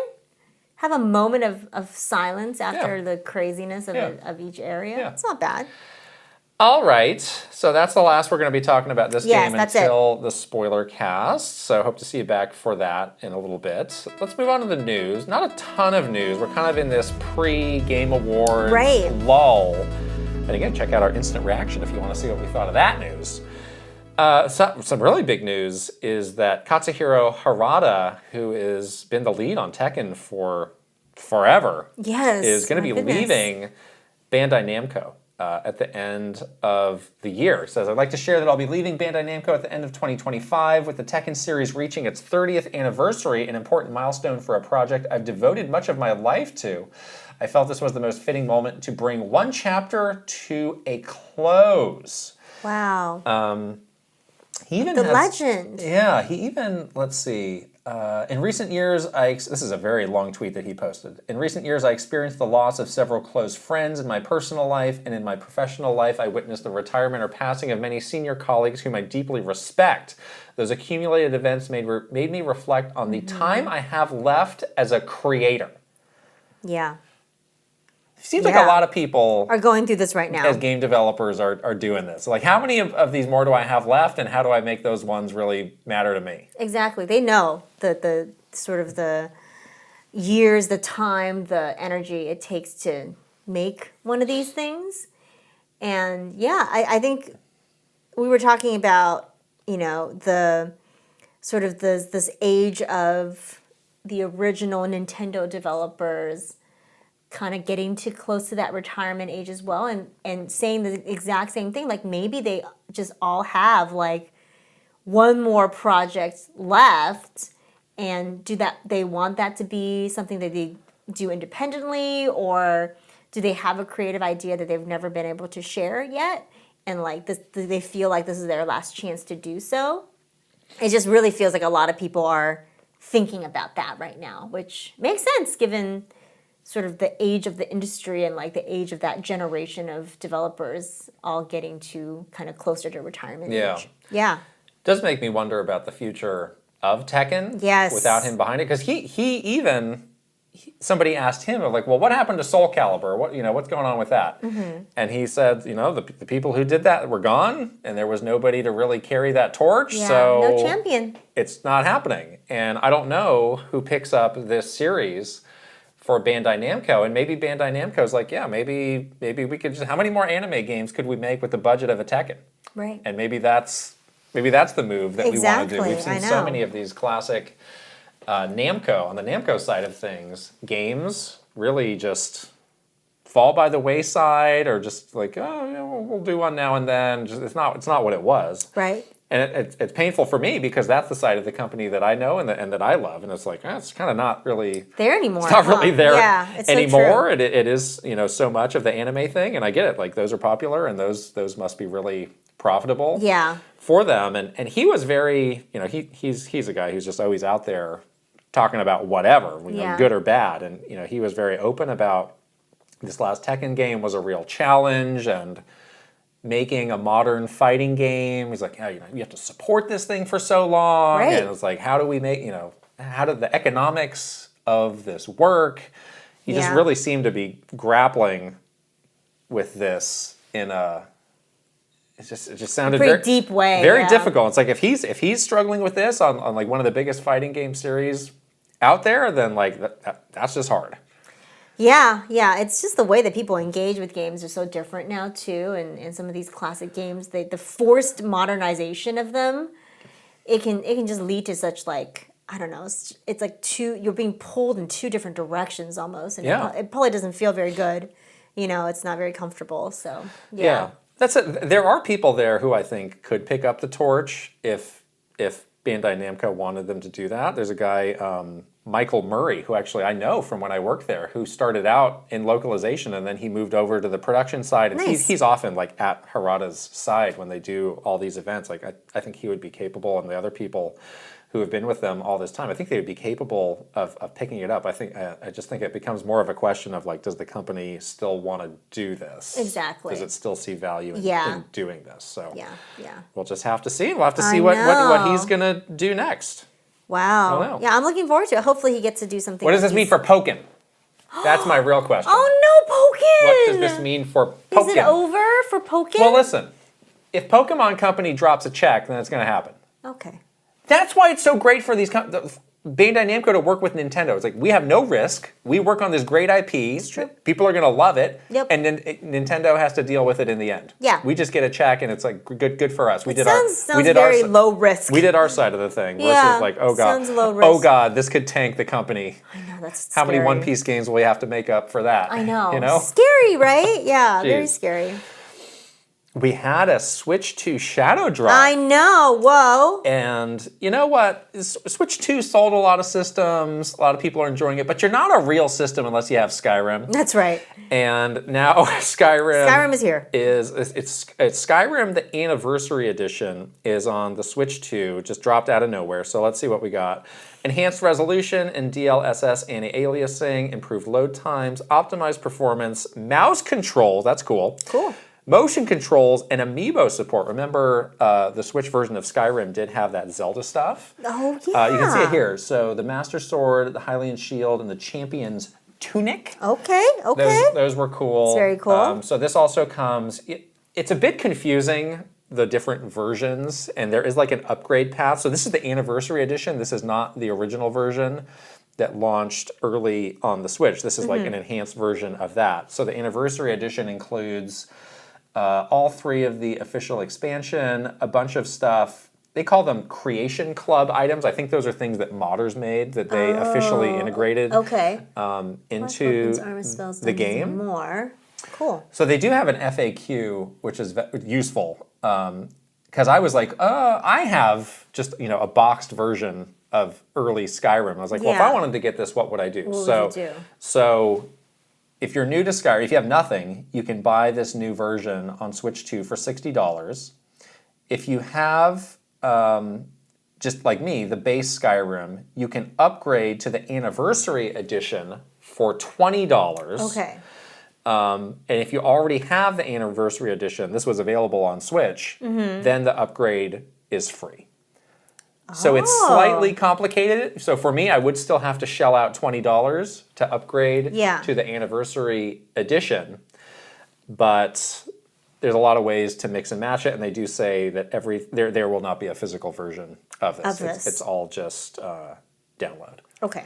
It's amazing that Skyrim can still hold the value of $60 game. It's amazing. All these years later. This is an Anniversary Edition. I guess it's a little bit special, but still. Yeah, there's a lot of stuff there. There's a lot of game, but that's impressive. All of these years, still $60. And even if you want to upgrade, so $20. Yeah. That's a cool addition to the library.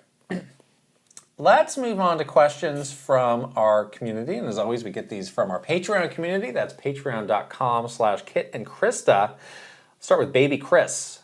I had a question about Nintendo's hardware choices. Since the Wii U discs were Blu-ray based, and considering the memory limitations of Switch and Switch 2 cartridges, do you think Nintendo might return to discs next generation or stick with cartridges?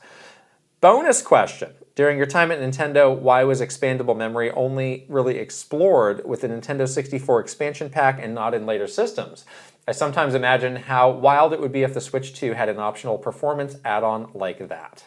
So this is, we teased this question at the beginning of long-term, are game cards the solution? Yeah. And when I have mentioned this many times, in a half-joking but half-not-joking manner, UMDs. Oh, we need a UMD. What would be the negative of using UMDs, which are proprietary little discs in this little cartridge thing that you load in? This is what the Sony PSP had this used. So you get the size, the large size capabilities of discs. It's in something that's stable because obviously if you're disc man banging that thing around, it keeps it stable, it keeps it reading all the information. Obviously, discs are very cheap to make. Yeah.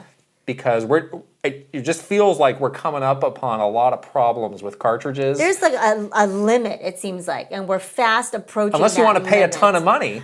Right. And no one wants to do that. Right. Nintendo doesn't want to do that, and you don't want to do that. How can this be a viable mass solution? solution? I wonder why they went to cartridges in the first place. Do you remember if they had any discussion around that? No. On the Switch 1. On the Switch 1? Yeah. Yeah, I mean, it was like we need a solid state thing for our portable system, and obviously we've got this great experience of game cards for our other handhelds. Yes, that's we can slightly tweak that and just keep it rolling. And Switch, I mean, the challenges of the game sizes were not there on the Switch No, One. that's what I'm Like they saying. were now. But basically, it's like a reformat of the 3DS cartridge. Yeah. That makes sense. Yeah.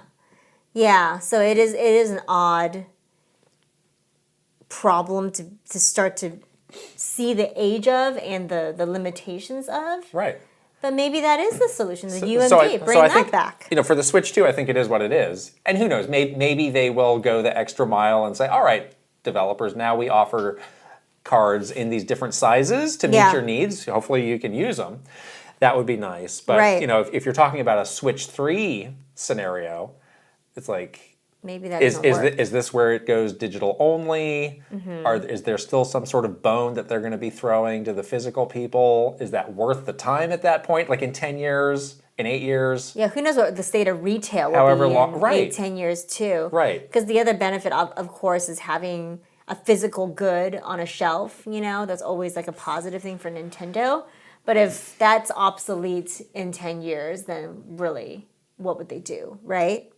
UMDs, you can also play great movies like Shrek. I would love to play the movie Shrek Shrek 2. on my Switch too. Boondock Saints. All of these great movies. I think those sound great. From the early 2000s, yes. I think a new business revenue streams. UMDs. Okay. Let's get with it. I can get on board The with that. future is now. The future And it's is from 20 it's from 20 years ago. Is that proprietary Sony stuff? It probably is. Oh. But they could come up something similar. You can get something It's similar. a DMU. Yeah, don't ask about it. Yeah. Ben Eichhorn, okay, and since this is our 200th episode, I did go back into the Q&A vaults. Oh, you did? This is a question from basically like right when we started the podcast. Oh. 3+ years ago. I think a common feeling many have in their jobs is imposter syndrome. During your tenure at Nintendo, did you experience this, and how do you think you overcome or accept it? Imposter syndrome. Yes. So that means I'm not really qualified to do this job. Yeah, I'm an imposter. I'm faking it. Fake it till Yes. you make it. I feel like at Nintendo, definitely there was like a lot of very smart people that worked there. So that was always like a good challenge, to like work up to their potential. Yeah. There's Be around the best. Be around the best, and learn from people in their different areas of expertise. I think one time I definitely was feeling challenged in those areas when I was the Smash marketing lead, because I was learning about so many other marketing functions that I wasn't as familiar with. I knew we made ads, but it wasn't until Monica and I went to an ad shoot for Smash that I really knew what it was like to make an ad. Then I was like, oh wow, this is all the stuff that goes into it. I have no clue what those acronyms you're using are. Whoa, that's crazy, But never in a bad way. I was never made to feel stupid or something like that. It was more so there's a lot of stuff that I'm still learning here, which is good. It was a good thing. Yeah, thankfully I didn't really feel this way too often. Yeah. I've talked about at the beginning, I definitely had a learning curve of learning how this company worked, Yeah. which was very different than other companies I'd been. But I never felt like, I'm out of place with the job, or I don't have the skills to do the job. The one time I did feel this was there were a couple times I was asked to lead the celebrity unit within communications. And I think it's because it was something I just wasn't particularly passionate about. It wasn't a world that I was I'm not living and I wasn't breathing. reading Us Weekly You were reading every day. page 6. No, and there were people in the team who were, so I was like, I'm not sure I'm the right guy to do this, but if you need me, it was always it's kind of a short-term thing. But when I came into kind of my last position of the director of that team, it was oh, you're inheriting the celebrity team too. And I pretty quickly I pushed that off to another team, and there was somebody who was very grateful to take it. Yeah, because it was this feels like it's maybe one thing too many for this team. Yeah. I don't really have the heart for it.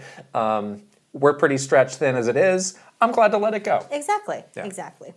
But if you do experience, I think you have to challenge it. You have to why do I feel this way? Mm-hmm. And what do I need to do to improve to no longer be that imposter? Or maybe you're not the imposter at all. That's the flip side of that. That's the thing. It's like you're telling yourself a story that's untrue. Right.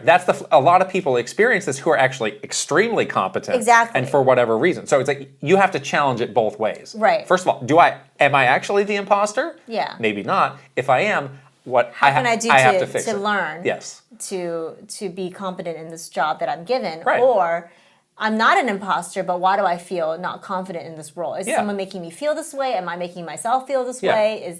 Ask yourself those questions. You have to take some actions, yes. Nix is next. What do you think is going on with Nintendo and their trend of paywalling their AAA games?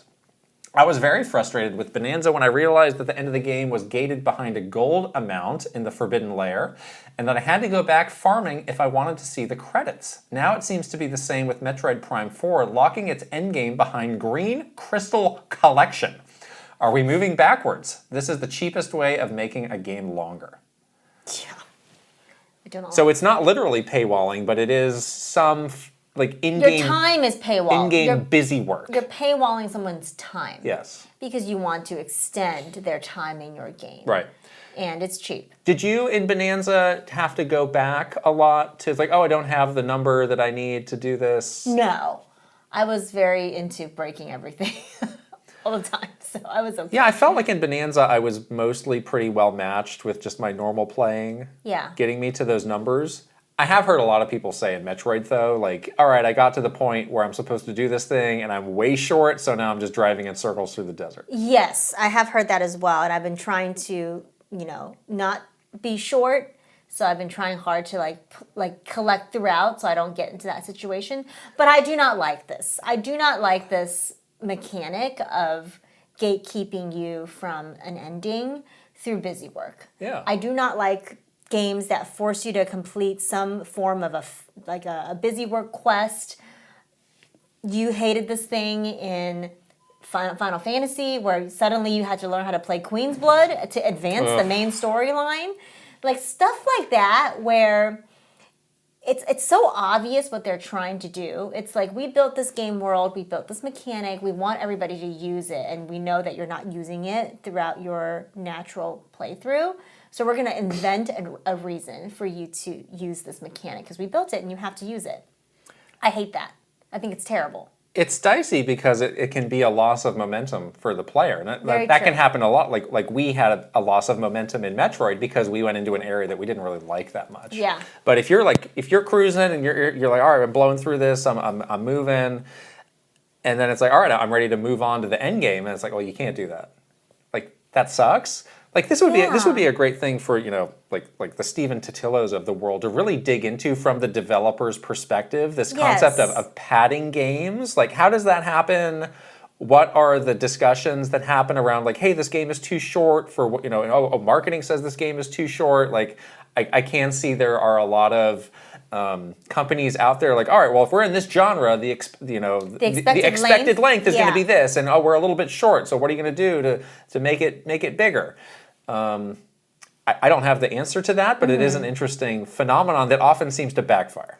It does, and every time someone tries to make it longer or add additional content that just feels very obvious that they're trying to solve this other problem of padding a game or making it longer or making it have more perceived value, it seems to do the opposite thing.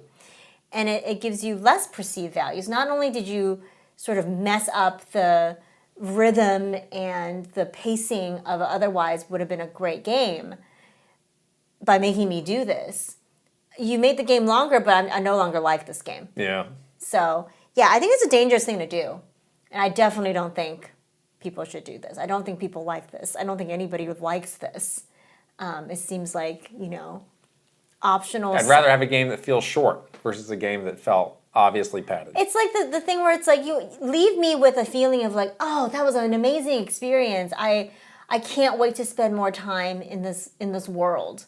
Not with the experience I can't believe you forced me to spend so much time in this world. I hate it now.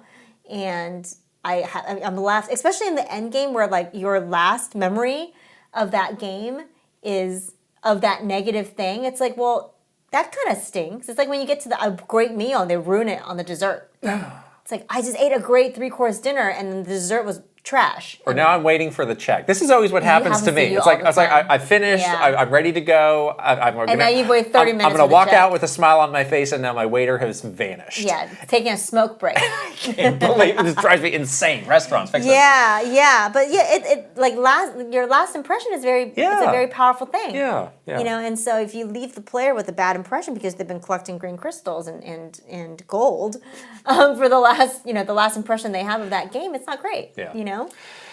Tinman has a question. Why do you think we did not get a collector's edition release for Metroid Prime 4? I thought we would for sure get a special edition like we saw for so many franchises on Switch, including Metroid Dread, but that's not the case. Do you think this could be a sign of a broader change in how Nintendo handles collector's editions of games on Switch 2, or just something specific to Prime 4? This is a very interesting question, because we did not get a special edition, but we did get 3 amiibo. We did. Which were what? Those 2 were $30, and the other one was $40. Mm-hmm. So there's an extra $100 right there. Yeah. So Metroid Prime 4 is a $170 game. Yeah, if you want. So I wonder if you're Nintendo's perspective, like what is better for us? Yeah. Having spinning up this limited edition of a game versus like, well, we'll just make some amiibo, and the diehard fans will buy those. Yeah. And at the same time, we're supporting a long-term, ongoing product line that we have. Yes. We are an feeding existing product line. We are feeding the beast that is retail space. We must keep releasing amiibo to keep the space on the shelves. And we've got people who are so deep, they can't get out of amiibo now. Like you. They can't. They're in too deep. Like I got one of these amiibo, and I felt great about it. They're in too deep. So. This will be an interesting thing to track. Will they do a proper limited edition, or will there just be a bunch of other associated tchotchkes? Yes. With it. And I guess they had the book too, which was like a kind of associated too. Yeah. Where it's like, we can just sell you a separate thing that's $50. Yeah. And it's almost the same as you buying this limited edition. Because again, the limited editions are for the diehard fans. Yeah. If they're not going to buy that, they're going to buy something else related to this game. Yeah. And those amiibo, the book, those things are all ripe to sell. Yeah, because with a limited edition, there is a lot of work of like, all right, well, what can we do? How are we sourcing these things? Like, do we have the proper material? That's why you see them going back to the same idea. Art cards, like a print, a book. Art book is often like a cool trade-off of like, all right, it's pretty easy for you to do, but it's also kind of neat. Like that's usually good. Yeah. You rarely see like stuff that really stands out. I think like the Xenoblade Chronicles X, that little music drive, but I guess that had a whole bunch of like malware on it. Yeah, or something. You get a virus from it. There's always, and we would always hear like these teams like, oh, we want to make this cool, but it's not easy. Hard. It's not easy. They got to do the green testing. You're starting from scratch versus again like, make an amiibo. It's like, we have people who work on that. We have factories who make those. We have the packaging already goes. Just do it. Yeah, the next game. And we can raise the price by $20. Of course, and lock the music behind it. We can do all that. Awesome. I'd be interested to see if they do one for the next Fire Emblem game. Yes. That's always one that they've had special editions for in the past, but there's going to be some amiibo for that. It's going to be a lot of amiibo, I think. It's going to be a lot of amiibo for that game. Oh my gosh, for sure. So get ready to spend some money, I guess. The Keggers has our last question. Important question, what is the best sleepover game? The game you and your friends stayed up playing into the wee hours of the night? For me, it has to be one of the following: Super Smash Bros. Melee, any of the Guitar Hero games, or Mario Party 2. Whoa. So what are the games that you have literally pulled all-nighters playing? Because I think that's the answer. Mario Kart. Oh, really? With friends, yeah. Nothing but Mario Kart? Yeah. Oh, wow. A lot of Mario Kart. Okay. Mario Kart. That's a lot of Mario Kart. That was fun. Yeah. Double Dash. We did that all night. It was fun. Wow. Yeah. I also, during the pandemic, we had we didn't have a sleepover, but a bunch of us were on the phone in the middle of the night playing Animal Crossing. Yeah. And then we fell asleep, and the next day we all got kicked out of our islands. All right. Pandemic sleepover. It was a pandemic sleepover during one of the Animal Crossing meteor showers. Yeah, that was fun. So that was really fun. Yeah, I think those are probably... WoW? LAN party? Yes. WoW. I've done that all night. Yeah. Diablo. I've done that all night. What else? That's it. That's probably it. All right. Yeah. You definitely play Smash. I've done. I'd say Smash Brothers, GoldenEye. I've done. GoldenEye's a good one. Did Diablo 2 as well for a LAN party. Halo 3. That was an unintended all-nighter. It was like, hey, let's just see how far we can go with this. It's like, oh, we finished the game, and it's like, wait, it's 6 a.m. Oh my gosh, that's so cool. That was another one of those. When I was younger, I had a memorable sleepover moment. This was not a staying up all night kind of sleepover, but it was getting late. We were playing Street Fighter on the Super Nintendo, and there was this other guy that I didn't really know him. He was like a friend of my friend who was there, and we were just going back and forth. And he was really good, and we were, like learning stuff from each other. It's like learning to respect each other as fighters, that kind of thing. Oh wow! And Respect. And it was getting late. It's like, all right, it's time. People are tired. We're like 12 or something. It's like, all right, we got to go to sleep, or like the parents like flashing the lights or something. And only then did I notice that he was born without a full hand. Like he had like half. It was different. It was not a full hand. I was like, oh my gosh. Wow. And I had that much more respect. I was like, wow, you learned to play this game like at an expert level. Like That's amazing. This is incredible. And I never talked to him again. After that, I never saw him again. I don't know what happened. Is he out there? I don't know. He probably What's his is. name? Probably dominating. It's probably some esport or I thought something. esports. Yeah, I don't know. It's got like a, So that was a very sponsor now. memorable Wow. sleepover game. But it's like it's the company that makes the sleepover. It's true. You could do that with a lot of games. Yeah, we used to do raids in WoW, like big raids into the night. Right. That was fun. Right. You could lose track of time very easily playing WoW. Yeah. That's for sure. Yeah. Wow. 200th episode is almost coming to an end. But there would not be 200 episodes if we did not have so many people supporting us on Patreon. Yes. There would be a lot less than 200. Well, this would not happen. No. So let's... this thing would shut down, so... Let's keep it going strong for the next 200 by subscribing at patreon.com/KitandKrysta. Support us directly. And Please. Sometimes we get people say, what is the best way to support you? This is it. This is it. There's so many tiers that you can join. There's even a free tier if you want to check things out. Yeah. $2 gets you into our amazing Discord. Things are going off right now because it's Game of the Year time. Yes. So people are voting. People are hanging out in the Discord. There has been lots of Bodhi talk that I love. Oh my goodness. It's great. It's so fun. It's fun at the end of the year to like look back on the year with our wonderful community. Yeah. We are on the social. We're on Twitter, Instagram, TikTok, Facebook, YouTube, Blue Sky, and Threads. If you're watching this on video on YouTube, we'd love it if you could subscribe, give this video a thumbs up, and leave us a comment. And if you're listening on audio like Apple Podcasts or Spotify, you can also subscribe there, give the podcast a 5-star rating, and leave a written review if you please. Please. Yes. We've been loving those Spotify raps, YouTube raps. The Those YouTube are great. raps? These are great. Everybody's doing a rap. I love a rap. Send Yeah. us your raps. We want to see your raps. Let's shout out some wonderful Patreon community members, starting with Final Boss, Aaron Hash. Aaron Hash is next to the shoe today. Happy holidays to Aaron Hash. Happy holidays. Superstars, Mara Mayhem, Eigenverse. Mike Chin, Roy Eschke. VGM Life, Link the Hero of Wins. Angela Bycroft, Thomas O'Rourke. Kyle LaBeouf, Andrew Uhas. Chili, Crushery. Master Discord, Travis Torline. Echo Ladair, MSM Poke Gamer. R. Burns, Kit 10K. Adrian, Nathan Clover. The Shark Among Men. And here comes the One Up Club. Aaron Burgundy, Adcool 2000. Age 1000, Ain Eveleth. Ali Alejandro, Alejandro Orozco Borrego. Andrew Lobo, Andy Robinson. Angel 8, Anthony Fumai. Anthony Keeler, Aristu. Astrodef, Awesome 46. Bino, Barnstorm. Bates, Berserker. Big in Gamer with a Y, Blake Mitchell. Bob Cleffin, Brandon Cavapel. Brent Dennison, Brian Decker. Brovak Novak, Cashew. Chadir, Cedric Benson, Shadir.